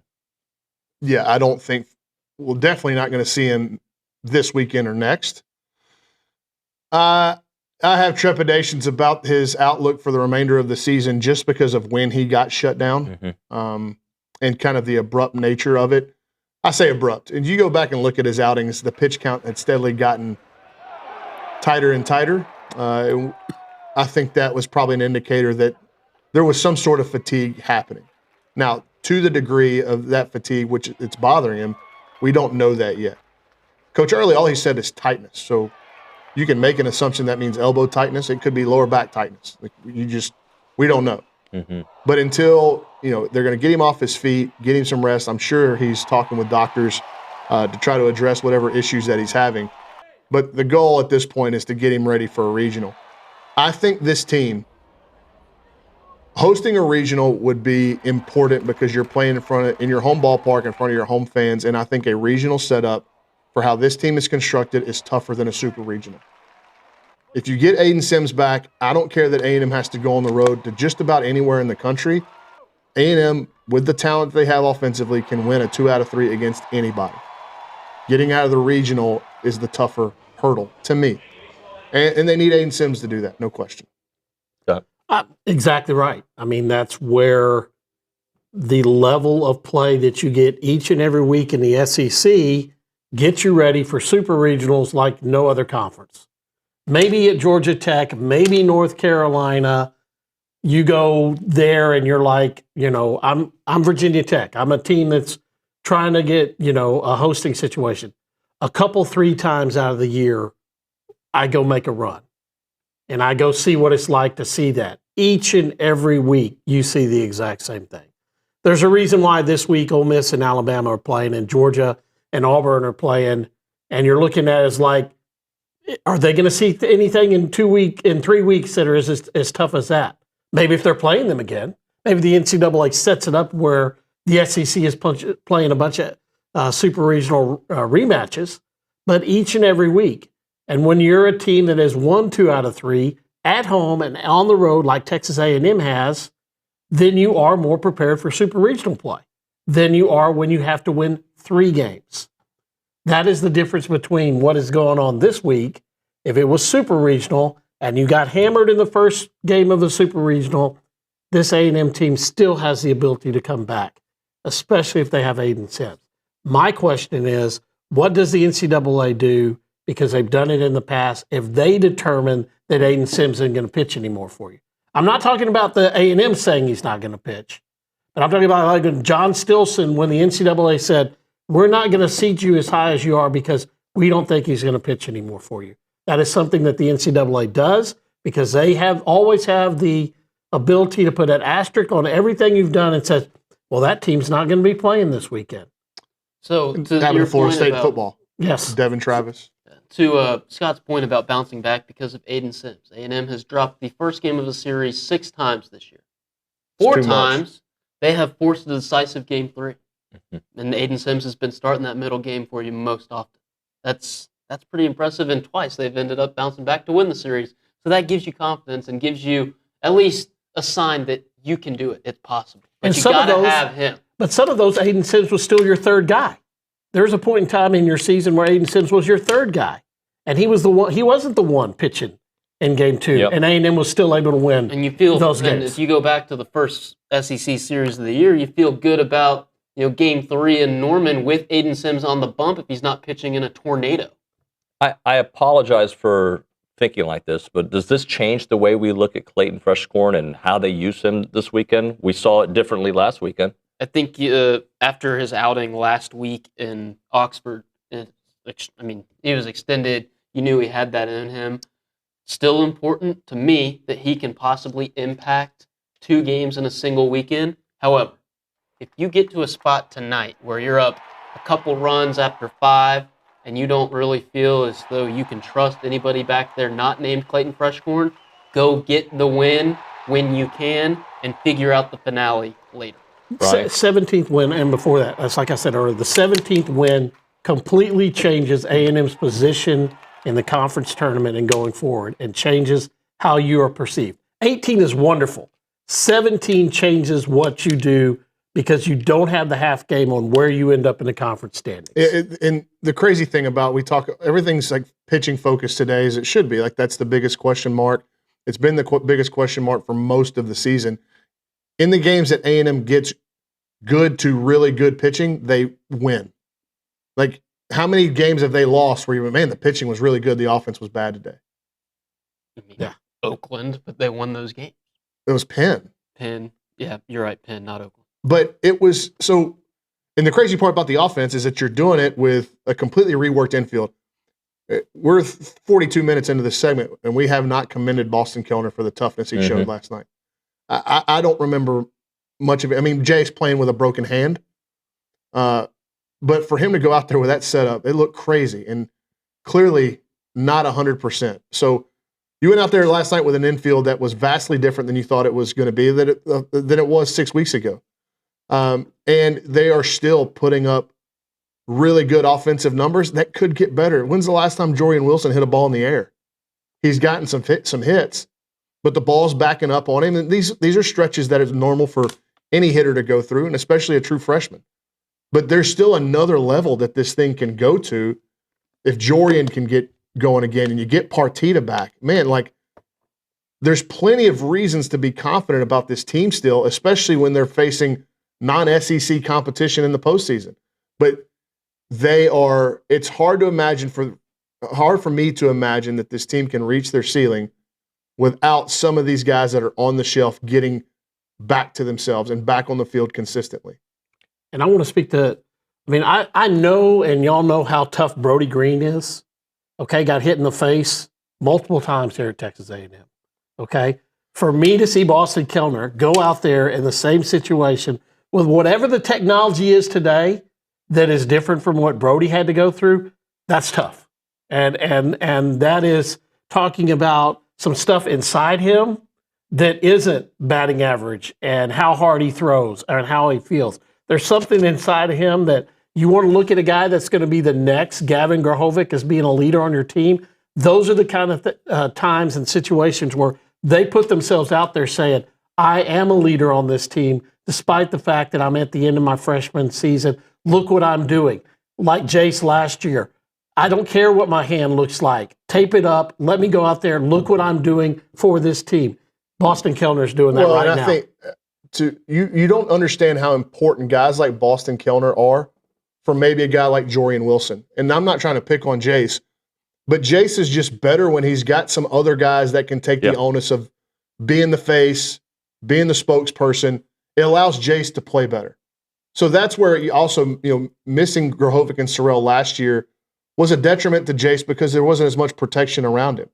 But it also protected Jace off the field because Gavin can field some of these questions and they can ask Sorrell. And there's just there's not one superstar. And I'm not saying that Jorian's wired that way at all. But what I am saying is that you don't know the impact that a guy like Kellner can have to help the others around them reach their ceiling because he takes so much off of their shoulders in terms of being the face and spokesperson of the team. Grahovic is unique in that he can do both at a really, really high level. That base setup, that base mask was insane. Yeah. You have to commend the trainer, Kaylee Swain, for putting it all together. Coach Early told us last night that I think it was a softball pitcher's face mask, so if technically a baseball could get through there, that's why he had the underside. It might look different. His setup might look different over the next couple of days. They're trying to get something else mailed to him, but the toughness and grit of that kid, insane. You have to tip your cap. I know we have to hit a break here, but I just want to ask about Duke Stone. You guys mentioned him earlier. He's pitching today. I don't know his entire season numbers, but I know last week he threw 6 scoreless innings, 12 strikeouts at South Carolina. But is he somebody that the bats can get to? Am I right about that, Scotty? Well, his last win was against South Carolina, but it was several weeks ago. Okay, several weeks ago. That's the last time he got a decision. This is somebody you can get to. And then their TBA, Who is it that's coming back from injury that they're trying to see? Oh, it's McPherson. Yeah. Who's only made 3 starts. They're trying to work him back. I don't know if it would be a situation where he would pitch the last game of the regular season or not, because I'm not not following them.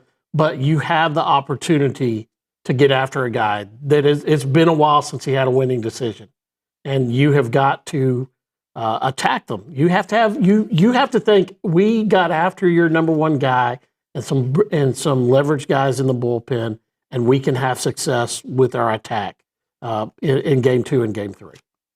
All right, we'll hit a break. We'll come back on the final segment here on TexAgs Live. Milliken Reserve Time, farm-to-table community in College Station. They got homes, they got trails, they got farms, they got wide open spaces with a mission to build a healthy community around nature. They have 2,600 acres of open space. They've got 30 miles of trails. They've got awesome homes, and they want to connect families with nature and to each other. When you go to Milliken Reserve just to hang out, you can go hiking, biking, canoeing, you can fly a kite, you can run around, kick the ball, whatever you want to do. And you can also live there. They have amazing neighborhoods at Milliken Reserve. The Creek, homes on 10-plus acre wooded estates. You've got the Hollow in a private and gated community, and the meadows that are responsive to their natural surroundings. To learn more, go to millikenreserve.com. That website again, millikenreserve.com.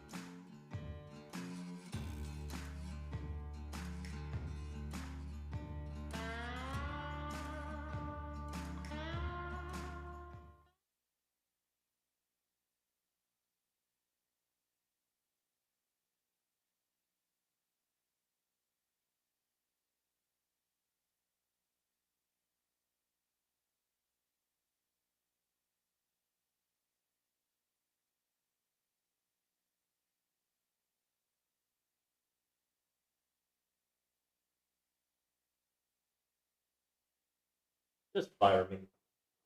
Was your microphone off? I can't answer that question. If you didn't have headphones on, you don't know. I was maybe just preparing for the segment. As a reminder, the final segment of the program brought to you by Double Dave's. That's at 10:50 here in about an hour. But right now, caller number 12, 979-693-1150. We're going to hook you up with your choice of a dozen pepperoni rolls or a large one-topping pizza from Double Dave's. They've been serving Aggie Land since 1984 with your favorite pizza. And, of course, those world-famous pepperoni rolls. Reliable in-house delivery, bringing piping hot goodness straight to your door. Just click on doubledaves.com, and your favorites are on their way. Baseball bunch. I was going to say thank you for turning your mic off. I'm sure the people at home are very happy that you turn your mic off when you use the restroom between. How do you know I went to the? Why are you bringing stuff off air? Because on air? you did that to me yesterday. No, I didn't. And because he's a tattletale. That's not what I did. I didn't tattle on you. Yes, you did. Yes, you did. How are you going to blame me? What he said that you did. No, he didn't. Yes, he did. No, he didn't. Yes, you he hear did. what you want to hear. Yes, he hears what he wants to hear. No, see, look how guilty he looks. True. You look said how it on guilty he the looks. show. Team, you dummy. No, he said. Yes, he did. No, he didn't. Yes, I did. He did. No, he 1,000%. didn't. Yes, he You did. told me yesterday. Nick. Richard told me. Richard had something to say about it. I did not. You lie. I did have something to say Okay. about it. On the B team. That's where he got it. You dunce. Yeah, You dunce. I'm on Richard's team on this. Of course you are, because it absolves you of blame. I'll just No, if I this listened was, to the if B this team. was You a wanna see my rolling text cha- message? if this Don't was a text him rolling about chair, I would have just rolled That's myself just out of the crazy. conversation. Again. Like he's trying to bring me down with it. Yeah, you and said. So you I'm think the problem. I let him. you think because you thought I said something that happened off air, but it happened did. on air. No, it happened on air. That's not true. No, I was his on thing- time to that show. His He thing, said his it on thing, B I team. brought something off air on air. He was on time. That's true. That's true. But what I said was, didn't text him. I didn't tattle on him. I got it from the show. Yes. That's So how he I got did it. tattle on me on the show. But you were Oh my next to God. him. Moving goalposts. Oh my Moving God. goalposts. You know what? Just for that, What's the alternate name for that podcast? Hey, I've got a question. How many innings do you think that the Moss and Sadeh are going to pitch in the next 2 days? 18. Hopefully 18. Yeah. No, I mean, being I would serious. take. How about that? I'll just leave this. thank you for that. Appreciate that. I I'm gonna would leave now. take 10 2/3. Okay. And you would feel good about that? No. I would No, take. but take I'm it. saying you'd take that, but I'm saying with who you're going to hand the ball to after That's what one I'm of those. saying. Okay, go to 12. 12. I don't know if we're gonna get. I got to 12. think that Gavin Lyons is going to be better. Gavin Lyons has shown me. Yeah. Gavin Lyons showed me the day after a worse appearance against Vanderbilt, He gave up 7 runs on 15 pitches yesterday. a worse appearance against Vanderbilt when he got no outs. You forget how bad he was that day. That the next day he went and shoved. Yeah, he's going to be better. Yes. He'll get the ball in another high leverage scenario for sure. Exactly. You give me 12, and then I've got a better Lions and fresh corn. I feel pretty good. Feel real good. Pretty good. Hey, Tyler, and I shouldn't go here, but I am. It's a compliment to Bronny. Bronny brings middle brother energy to every show, and I'm here for it. He's an only child. I'm an only child. I don't even know how to process that. Energy to everything he Well, does. I'm glad we're arguing about that too. All right, keys to the next. Okay, it's pitching. Okay, give me some keys or people to watch out for, Bronny. Yeah, I think Clayton Freshcorn's a big one. When they use him, how they utilize him, and then the performance of the starters. Those, I would say Shane Sadeo, Weston Moss, and Clayton Freshcorn. Yeah. Richard? Gavin Grohovic, probably his final regular season series at Bluebell Park. Got off to a hot start yesterday with a pair of RBIs. He's the straw that stirs the drink of this offense. I want to see what happens if you do get somebody back that hasn't been playing. What happens to the lineup and how some guys get shuffled. I think Bear is still. We talk about Gavin Grohovic. We're overlooking the leadership of Bear Harrison. Bear's been great, awesome. And what he's done offensively, he has been tremendous. Also, Mississippi State's pretty right-handed from here on out, especially starting pitching-wise. Sorrell and Jorian. Senior day tomorrow. Shout out to Jake Dewar, Travis Chestnut, Ben Royo, Josh Stewart, Wesley Jordan, Grant Cunningham, Ethan Darden, Blake Labuta, and Elijah Batista. They'll all be on. Baseball bunch, thank you guys. Appreciate you. We're going to hit a break. When we come back here on the program, we'll find out what's popping on TexAgs today. Billy Liucci at some point, your text messages, your phone calls, all that, and maybe a little bit more. It's TexAgs Live.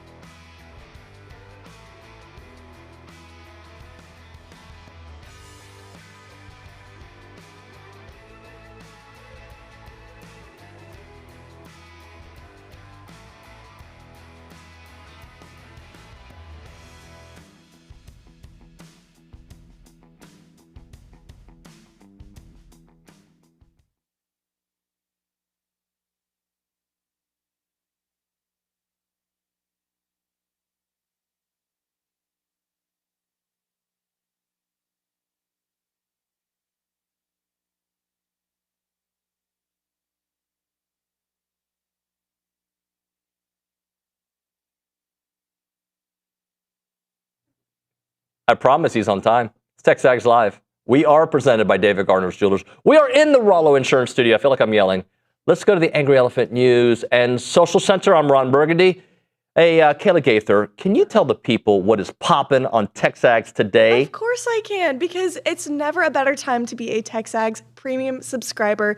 We have so much content coming out on the site, like a baseball recap from last night. We also have Setting the Scene at Davis Diamond with me and Kay.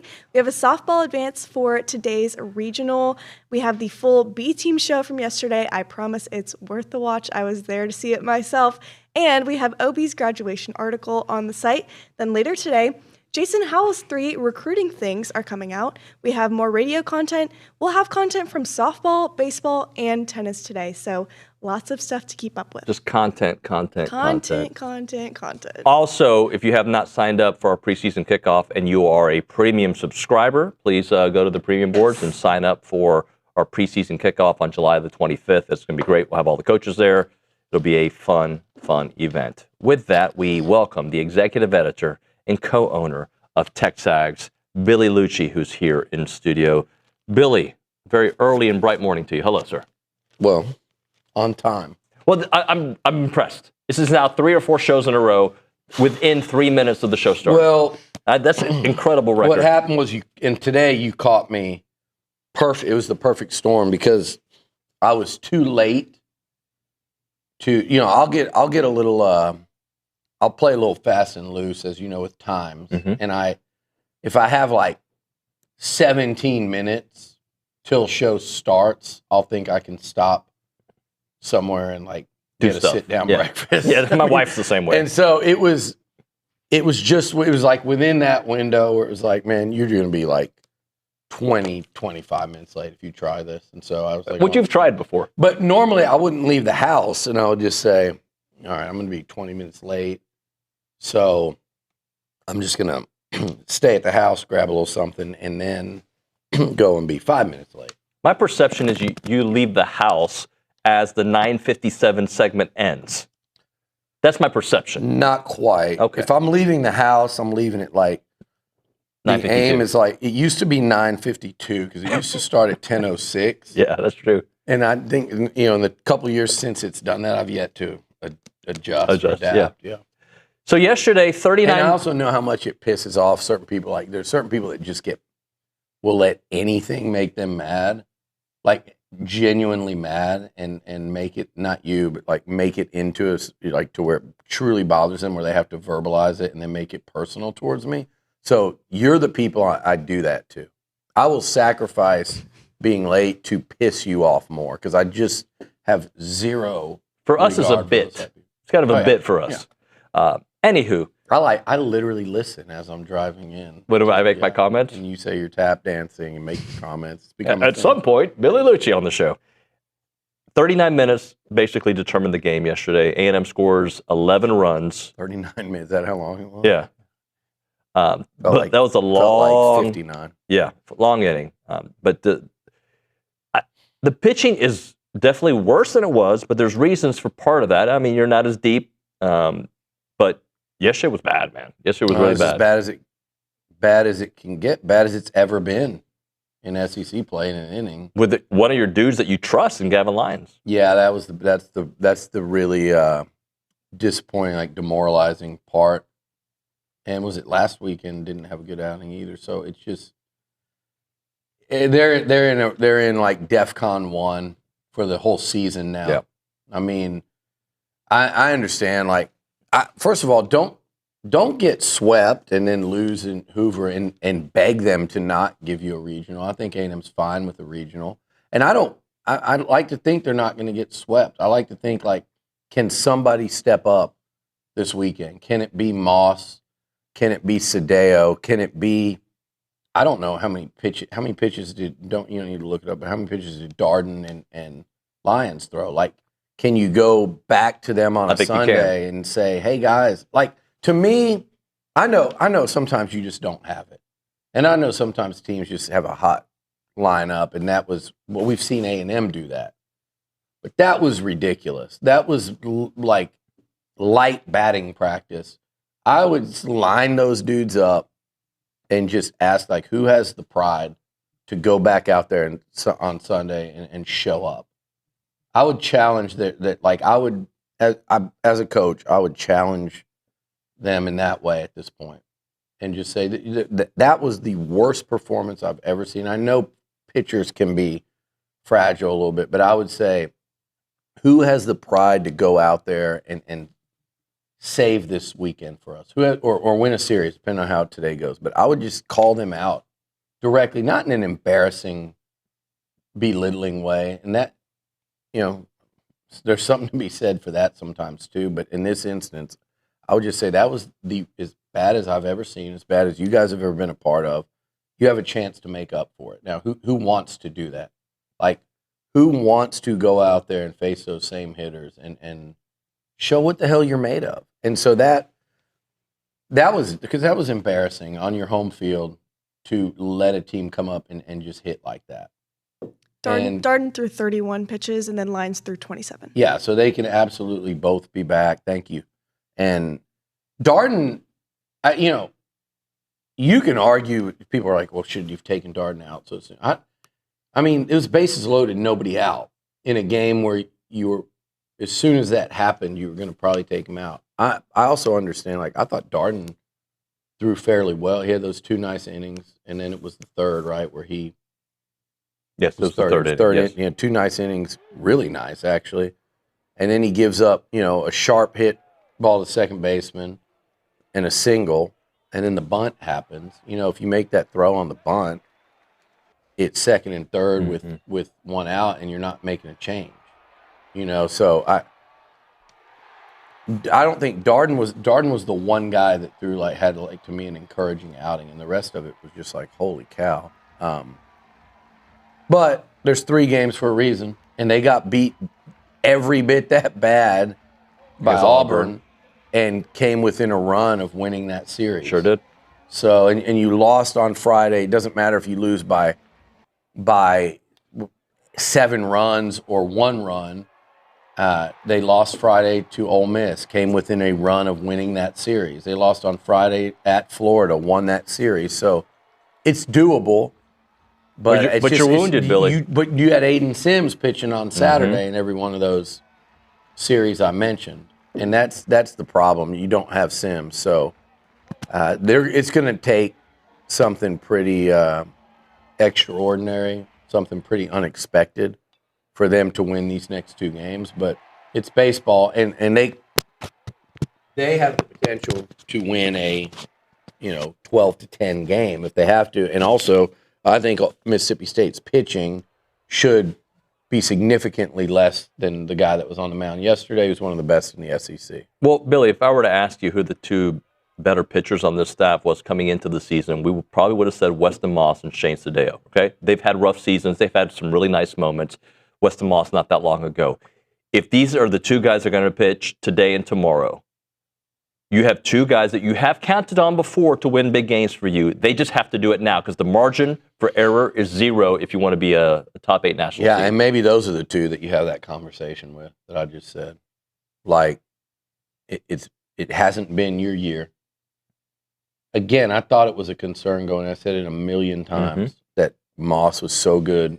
He was good out of the bullpen, and Sadeo was coming off Tommy John. Yeah, I know people say, well, they come back better, but do they come back better in 1 year? I don't. Some probably do, and some take more than that. But it was a guy coming off Tommy John, and it was a guy coming out of the bullpen for the first time, moving to start. It was a risk. It was a question mark. People also don't talk about. I mean, it's not an excuse at this point because your goal is to host a regional, get to a super, get to Omaha. Like, you have to do it with what you have. But if Aiden Sims doesn't come back, it's hard to envision them getting there. With Sims, you could see how they could get. They're going to have all these guys that are hurt are going to be back. They are 100% going to be back for the postseason. The defensive alignment, the lineup, it is your team that was rolling, and that was a top 5 team. If you get Sims back. Right now, they're down 3 really dependent upon pitchers. McCoy was a big one. And Stewie was a big one. And people forget that you had a true freshman pitcher that I don't know if y'all talked about him this morning or not, but Mike Early told me before the season, like, he has a great chance to start the season as a Sunday guy and then move up from there. And he blew out, I think, in September. So it's been brutal. And then, like you said, you were dependent on two guys that you had pegged as Friday, Saturday night, or your Friday, Saturday guys, and it just hasn't been. I thought there was a risk with both sitting there, and it hasn't been what you needed. Yeah, and honestly, I know the last couple weekends have not been great, but this is who this pitching staff has been for the most part. You just can't have the lows, right? Yeah. Like, and when the Texas series came, the LSU series, they played good enough. They haven't been good, and when you are hovering around good enough, they were starting to pitch pretty damn well if you really think about Texas, LSU, and Florida. Right. Pretty damn well. Above who they were before. You didn't have many, in those three series, you didn't have many, maybe one, like two in 8 games, like subpar outings. So, like, then it was like, okay, if they can do that with this lineup and Sims was rolling, like, that's when it looked, and it obviously hasn't been the same. But again, you got blown out by Auburn. You lost 2 of those other Friday night games.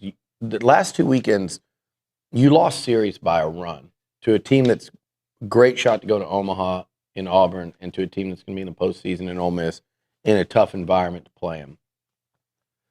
This feels different after last night. Yes, it does. And they need to go out and prove tonight and tomorrow that it's not different, and that they will fight and have a chance to win a series. And yeah, it's going to be really tough. But I think maybe what you said, if we're sitting here talking about the Aggies with winning a series and kind of clinching a spot in top 8 seed, it may have to be because of the 2 guys that you went into the season depending on so much in Sadeo and Moss. But again, on Sunday, you've also got some arms that you'll have back, like she pointed out with those numbers. So, hell, win today. This might be a Weston Moss, like, go have yourself a game, and we'll take our chances on Sunday with those guys. When was his last really good performance? Was it the Auburn game? I'm trying to think the last time he was excellent. Auburn, thank you, Nick.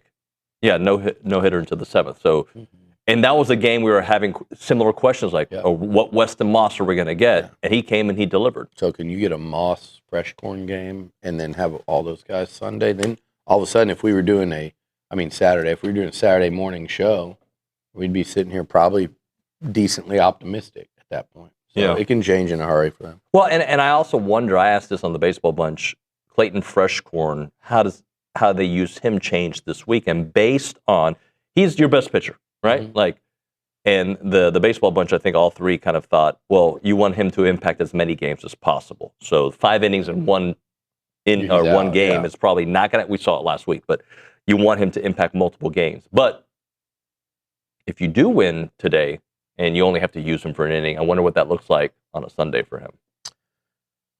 They've used him for at least 2. They got to, I'm not writing this team off if they get Sims back. If Sims is able to come back, and you can rest him in Hoover too. If Sims can come back, I'm definitely not writing these guys off. And because they've shown they can play well on the road against real teams, and even with all the injuries, they took an Omaha level team to within a run in that series. Florida's really good. They went there to drop game 1, won game 2 and 3. I'm talking about like a super regional type of format. So with him and with that lineup, I'm not writing them off, even if they have to go on the road. It would be very disappointing, if they don't get that top 8 seed. It was kind of like right there for them, and then all these injuries piled up. And it's an unusual, very unusual amount of injuries just in the lineup. I think the pitching injuries are more than normal, but if you just did the lineup, if they get there and get a regional at home, it's still my same concern. Like, you're not going to be able to come out of the loser's bracket But if you remember, like both those A&M teams really couldn't afford to get in a loser's bracket, even the finalists, especially that first Omaha team though, and they just didn't. They won through. Yeah. I think this team can do that with Aiden Sims in a regional, and then in a super, you're going to go take your chances. I don't think teams want to face this lineup healthy when you've got like at that point like I don't know Partita 4, Bear 5, what Dewar or somebody 6, and Jorian Wilson hitting 7. Like that's a scary lineup, and I left off the top, which is obvious. So if you can get there, they're not a team you're going to want to see. But I think even to do that, you got to get Sims has got to be able to go. Yeah, well, and just to close out with this thought before we move on, this team's going to look completely different next year. Obviously, offensively, you're going to lose some studs, and Bronny and the guys said they're going to replace those guys. They'll be good in the portal. They have some freshmen coming in. Yeah. But the pitching staff has to look different next year. You got to get healthy, and you got to get some new guys. Yeah, they've got to do a better job of getting guys like dudes. Like some of these dudes we see A&M play. Mississippi State, Ole Miss, Florida, LSU, Texas. I just went back, 5 series? Mm-hmm. Every one of them had a guy or two better than anything A&M's trotting out there in terms of stuff. Like in terms of results, Sims is up there with some of those guys. But like, you just have to have like a roster full of dudes, and I don't feel like in the last couple of years they've been able to do that. Yep. All right, we'll hit a break. We'll talk some football on the other side. Right now, when it comes to your money, your peace of mind, it starts with the right team. That right team is Aggie-owned Paragon Financial Advisors, or they should be. They're an independent fiduciary serving clients all across Texas with no commissions, no sales pitches, just trusted advice tailored to you. They have a team of 18 professionals, including 9 CFPs, a CFA, and a CPA, and their expertise does run deep at Paragon. And credentials matter, so does your future. Visit paragon-adv.com or give them a call, 979-693-3907, to schedule your free consultation today. It is Paragon Financial Advisors, integrity, expertise, and trust. Paragon Financial Advisors.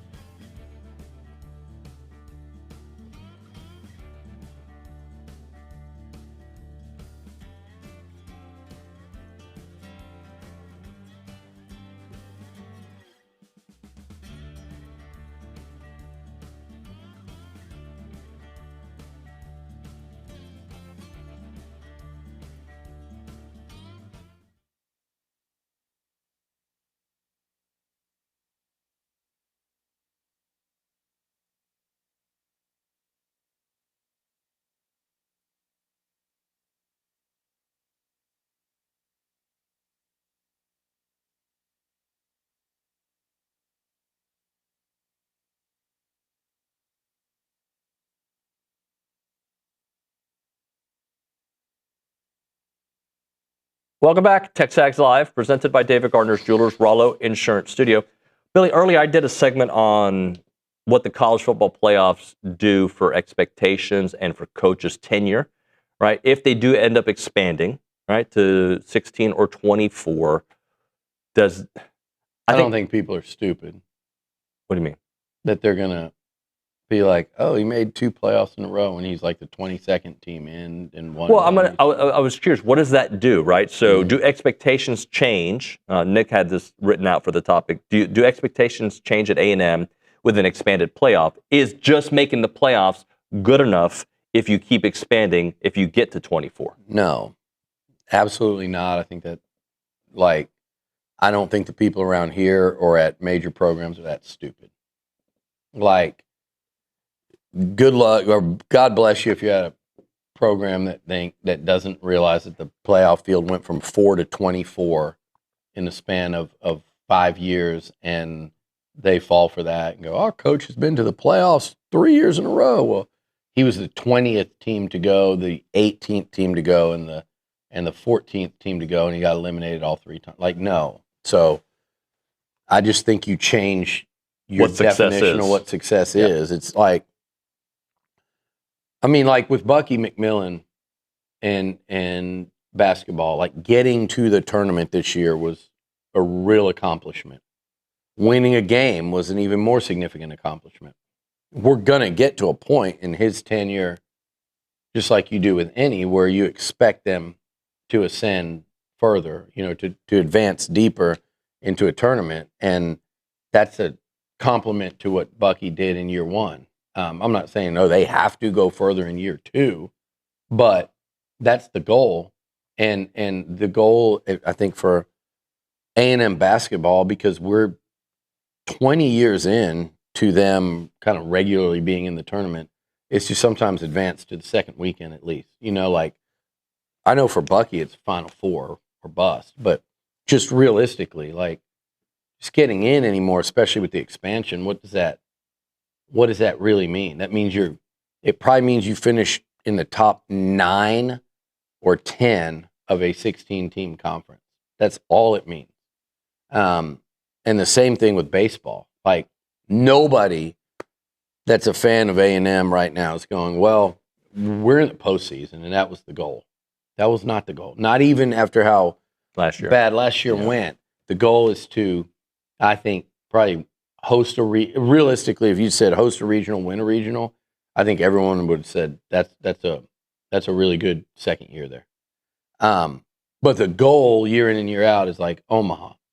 So I think when you change that playoff field and you expand it, the expectation is that you make it for all the investment. And I promise you, Mike Elko's expectation is going to be to make it. That's that's the base level. It's what we expect. And then you start to go, okay, you got to win games in that type of playoff field. In other words, we expect A&M to be a top 10 program. So if you're a top 10 seed in a 24-team playoff, you're going to be a significant favorite in the first round at least. So it would almost be yeah, we want to see you back in that 12-team playoff. The 24 is so dumb to me. And it just feels like, I love the fact that Sankey's trying to fight it and resist that, because I think the SEC should say not no, but hell no. I know why Cody Campbell and Texas Tech want it and all those other programs want it, but I do not think it's good for the game. Nobody cares what's good for the game, because 90% of what they're doing with this sport is not good for the game. I'm still going to watch it. I'm still going to be a fan. 12-team, 4-team, 24-team, it's fine. But just go to 16 and play a normal playoff. Just go from 16 to 8 to 4 to 2. Why does the Big Ten want it, though? That's the part I don't understand. Just to be different than the SEC? Maybe when they started thinking that way was when they felt like the SEC still had a leg up. Or they just think more is better in terms of more teams they can get in, the better. And if it's 24, they have more of a chance to get teams in. And Greg Sankey and the SEC probably think, we're so good and we've been so good for so long that we're going to get teams in it anyway. I mean, this is already going to kill the conference championship games, which sucks. Like, I really like the conference championship games, but it's already going to destroy that. So you're just going to have, let's say the SEC is going to be 16 teams and probably eventually more with some weird metric.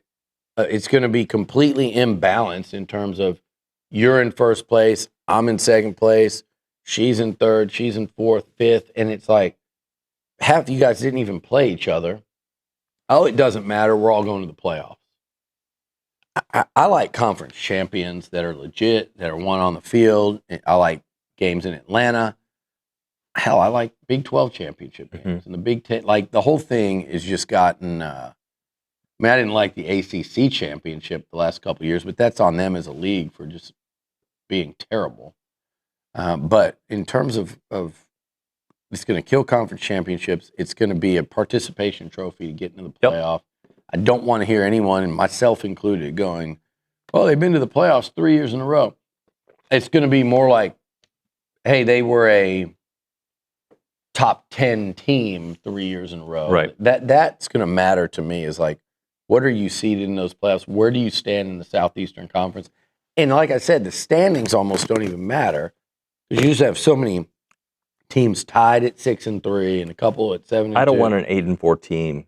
And you're gonna. Yeah, it's like the NBA. Like that sucks to me. It's almost like it's gonna be like going to a bowl game. I'm exaggerating, but it's like going to a quality bowl game.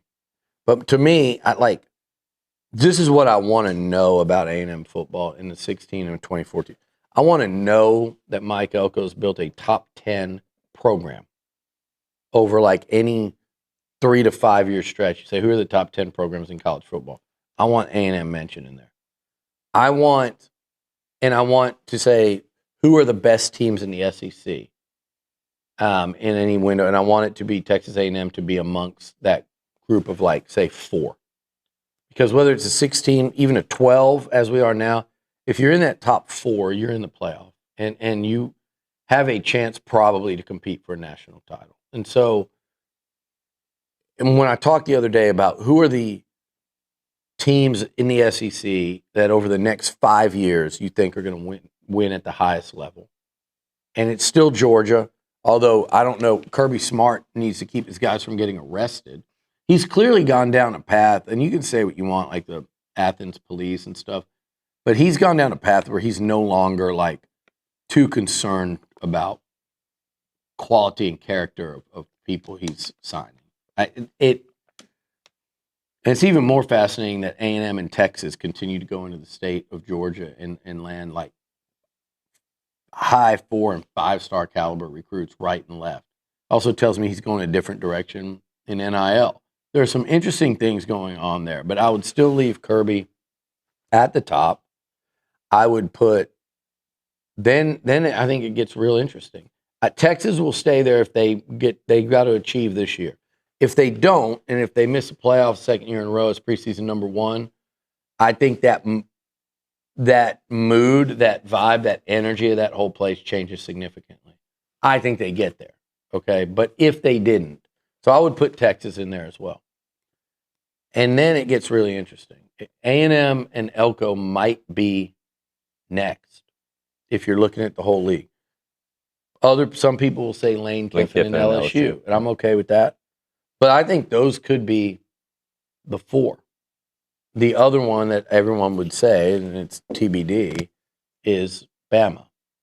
And that's another big season he's another one with a really important season on his hands in Kalen DeBoer. All right, we'll hit a break here. We'll come back with more. It's TexAgs Live, presented by David Gardner's Jewelers.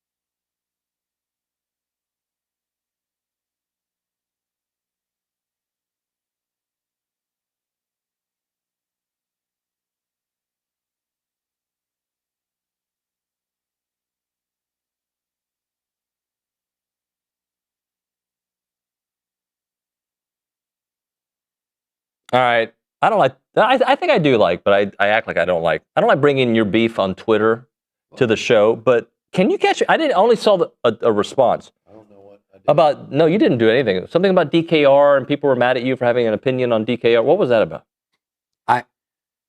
Some Ohio State person was talking about how Texas was acting like you can't win there and saying it was probably not even a top 10 atmosphere in the SEC.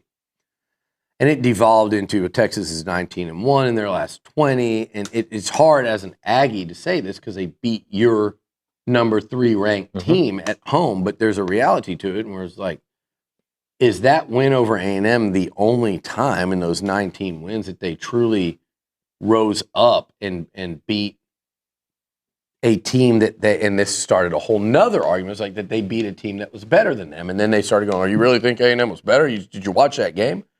Yeah, over the course of the season, Texas A&M was better. You guys can deny it. They weren't better that night. In no world was I trying to claim that. I've given Texas full credit there for outplaying A&M in that second half thoroughly. But you're not that dumb that you think that Texas was a better football team last season than Texas A&M. You're just not. You can do this whole schedule thing. You can say they were better in the second half of the season. Well, the first half of the season does count when A&M was going on the road and beating Notre Dame and you were slogging around against UTEP and scoring 1 touchdown against Ohio State. And in the second half of the season, even though you did go and you kicked A&M's ass in that second half, even during that second half of the season, I went back because so many people kept telling me that Kentucky was in the second half of the season. Mississippi State was in the second half of the season. Georgia, who I know, you competed with them. It was a close game. It was 35-10 was the final. 4 of your 9 games against Power 4 teams, you scored 1 touchdown offensively. They were not better than Texas A&M last year. They were better than Texas A&M that night. And they get nothing but credit for that. So it devolved into that. My point was, I don't know how many times they've beaten a team that like they shouldn't have in terms of, I know Vandy was a top 10. You going to tell me that like little old Texas playing at home with all these guys that are going to be first rounders this year shouldn't have beaten Pavia and Vandy at home last year? Yes, they should have. So it went into that, but my original statement was just, I told the guy, I listed a bunch of teams in the SEC, a bunch of venues, and said, yeah, you're getting close to, when you're talking top 10. And by the way, I really was complimentary of their environment. I thought the A&M game was the only time I've ever been to DKR. It was great. It was a great environment. Intense. Yeah. I thought they played a significant role in the outcome. I thought they affected the A&M offense. They set a tone to start that game, the fan base. So, and I watched the Georgia game, and they did it against them, even though Georgia killed them in that game. I watched the Alabama game a few years ago. It was an 11 a.m. game. It was great environment and atmosphere. Shook up Bryce Young in Alabama. But that happens all over the SEC. I watched Mississippi State's atmosphere do that to Texas. I watched Auburn's atmosphere do that to A&M. It was a terrible Auburn team. South Carolina for sure. So I don't know if my comment was, I don't know if they're in the top 10. Fine, probably, but this is a league of and then I said LSU, and I had people showing me their stands emptying out. Yeah, I mean, they're firing a coach in a game that they lost 40, what was it? 48. It was 48-17. They scored late. Yeah, you're going to leave in a 48-17 game when your coach is getting fired. That happens. Trust me, I promise you guys that will happen in Austin. I promise you that happens. You all know it happens because you've seen it. So, let's talk atmospheres. And where do you put, I know it's going to be really hard for Ohio State to go in there and win. That's going to be a very hostile environment at night. I understand that, but they could be going anywhere in the SEC, and I'd be saying that. But let's think about it. LSU, the Swamp, Athens, Auburn, Knoxville, Alabama, A&M, and they'll go, oh, no, we wanted A&M. That's fine.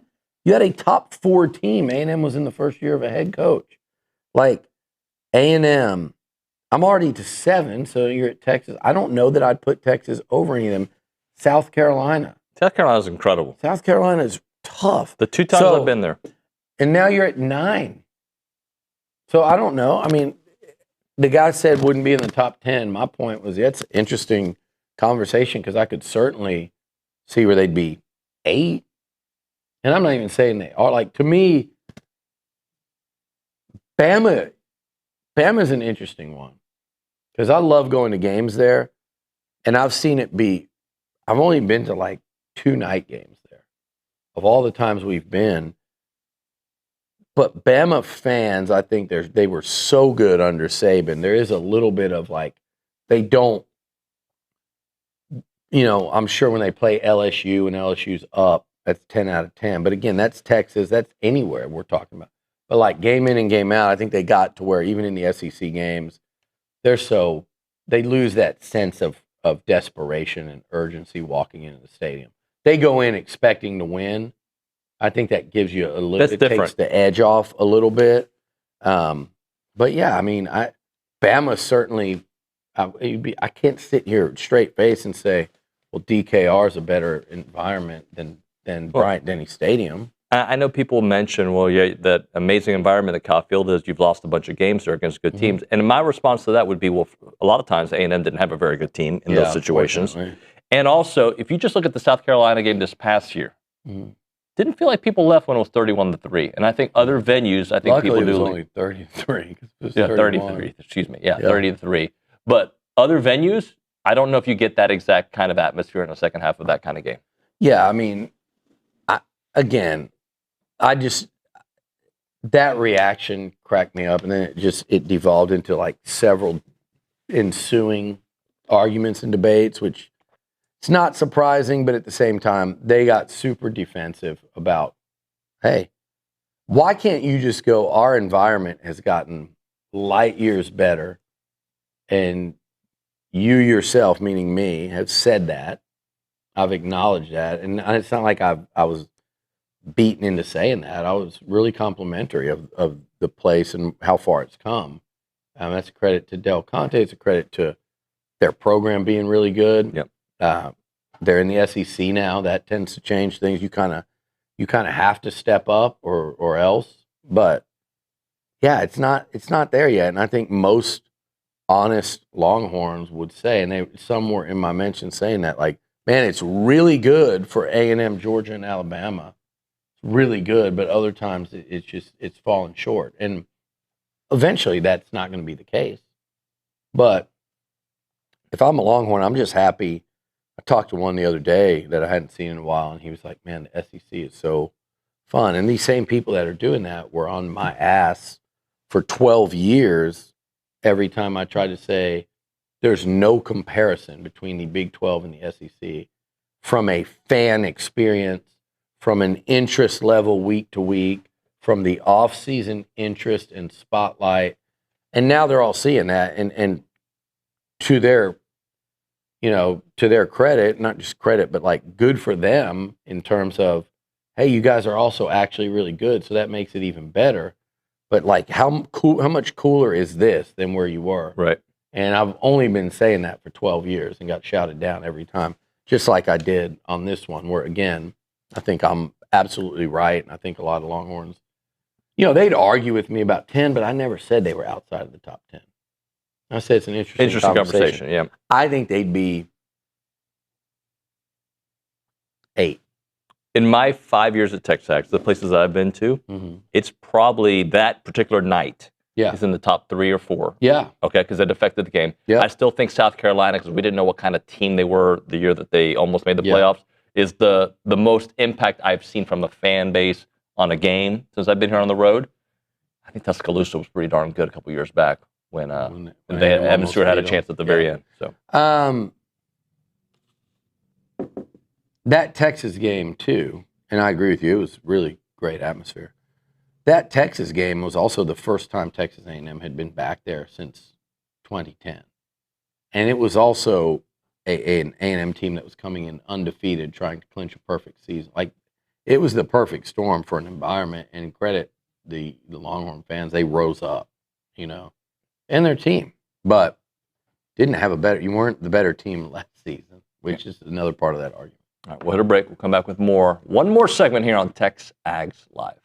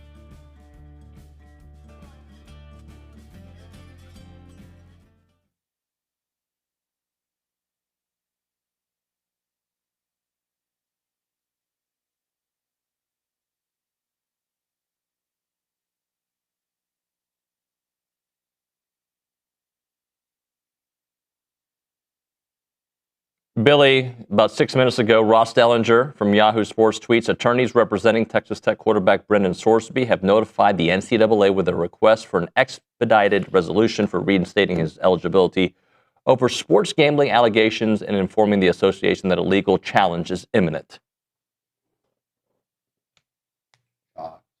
I have this weird feeling that he's going to be able to play. Like, there's going to be such a pushback over, oh, gambling has become so normalized, and this is a different time than when we would just ban everyone immediately for gambling on their own sport or their own team. And then there's going to be a lot of pressure from, obviously, like Texas Tech. And I just, that's my prediction is this guy's playing.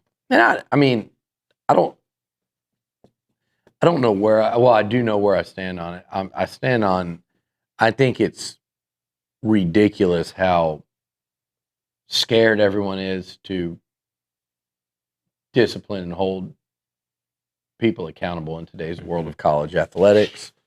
I'm also, I think, this culture of just levels of lawyers on challenges, on arbitrators, and you go on and on and on, all these levels to just fighting things like trying to get players an extra year, trying to get players that have given up their college eligibility to be able to come back, and like all of this stuff it's ridiculous, and they've got to figure out a way to stop it, and they've got to have a governing body that will just stand on it and say, no, sue us. I don't care. My if you rules. don't like it, you cannot participate. Like Texas Tech, you don't want to play on Friday night. To me, if I'm the AD, stop your yelling, screaming, and bitching. You signed a contract. You're playing on Friday night. If you don't like it, don't show up and forfeit the game. That's your option, and that's it. And we run this conference. You're a member of this conference, so now I'm going to ask you to stand down and shut up publicly and stop criticizing me. There's no like true leadership anymore, it feels like, at any level. And coaches, I think, well, the ones that are actual leaders, some are, some aren't, but the coaches are trying their damnedest, I think, to continue to be able to like hang on to that. But I mean, more and more with everything that happens, you kind of like lose control there as well. Yeah. So it's becoming, I think, more and more difficult. I think that, by the way, I think that's kind of what Sark was bitching about in that article with USA Today, where I think, honestly, I agreed with like 90% of what he was saying. I'm pretty sure like Mike Elko would as well, and a lot of coaches around the league in the country. Yeah. I want to bring up what Coach Elko said at Dallas Coaches Night, because you said it a month ago, 3 weeks ago, that slow down when it comes to Damian Sanford, guys. Like, don't believe everything you're hearing, believe the insiders. He said... you mean the same thing I said about Boston Kellner? When same thing you said about Boston Kellner. Kellner. Stuff about him being out for an extended period of time that was based on nothing but speculation. Just medical, like injury prediction skills that I guess some people think they have. But yeah. He says we're confident we're going to get Damian back and play some really good football this fall. So, same thing you've been saying. Yeah, and I'll take it a step further, though, and just say I'm optimistic that we're going to get Damian Sanford, and it's not going to be some extended in-season absence. That's just my feel. I think I'll end up being right about that. And how does that, I don't want to say alter the way you look at this team, but it kind of has to alter a little bit if your captain, your returning linebacker comes back, whatever point, first month, whatever, right? Like, yeah, you don't have to put, you don't have to, guard yourself to where, I think people that, again, to me, I think Damian Sanford is going to be fine and going to be good to go. One of your starting linebackers this year. We'll see. I mean, yeah, maybe he misses a game, maybe he misses two, maybe he misses none. I'm not worried about some kind of extended absence there. I think he's going to be back and be a starting linebacker in short order for this football team. And it's a big deal. They need him. Yeah. They need him. He's has a chance to be one of their best. He has a chance to be their best even, but certainly one of their best defense players. Like you said, he's a captain. He's a veteran at a position that without him suddenly depth is entering a season without Sanford, then linebacker depth becomes suddenly a pretty significant concern. Yeah. Whereas if he's healthy, you feel good about the top four or so, and then you can develop depth behind that. You typically have two on the field at once, so it's not like. So I think you'd be feeling pretty good if you tried it out there to start the season with Sanford good to go. Thank you, Billy.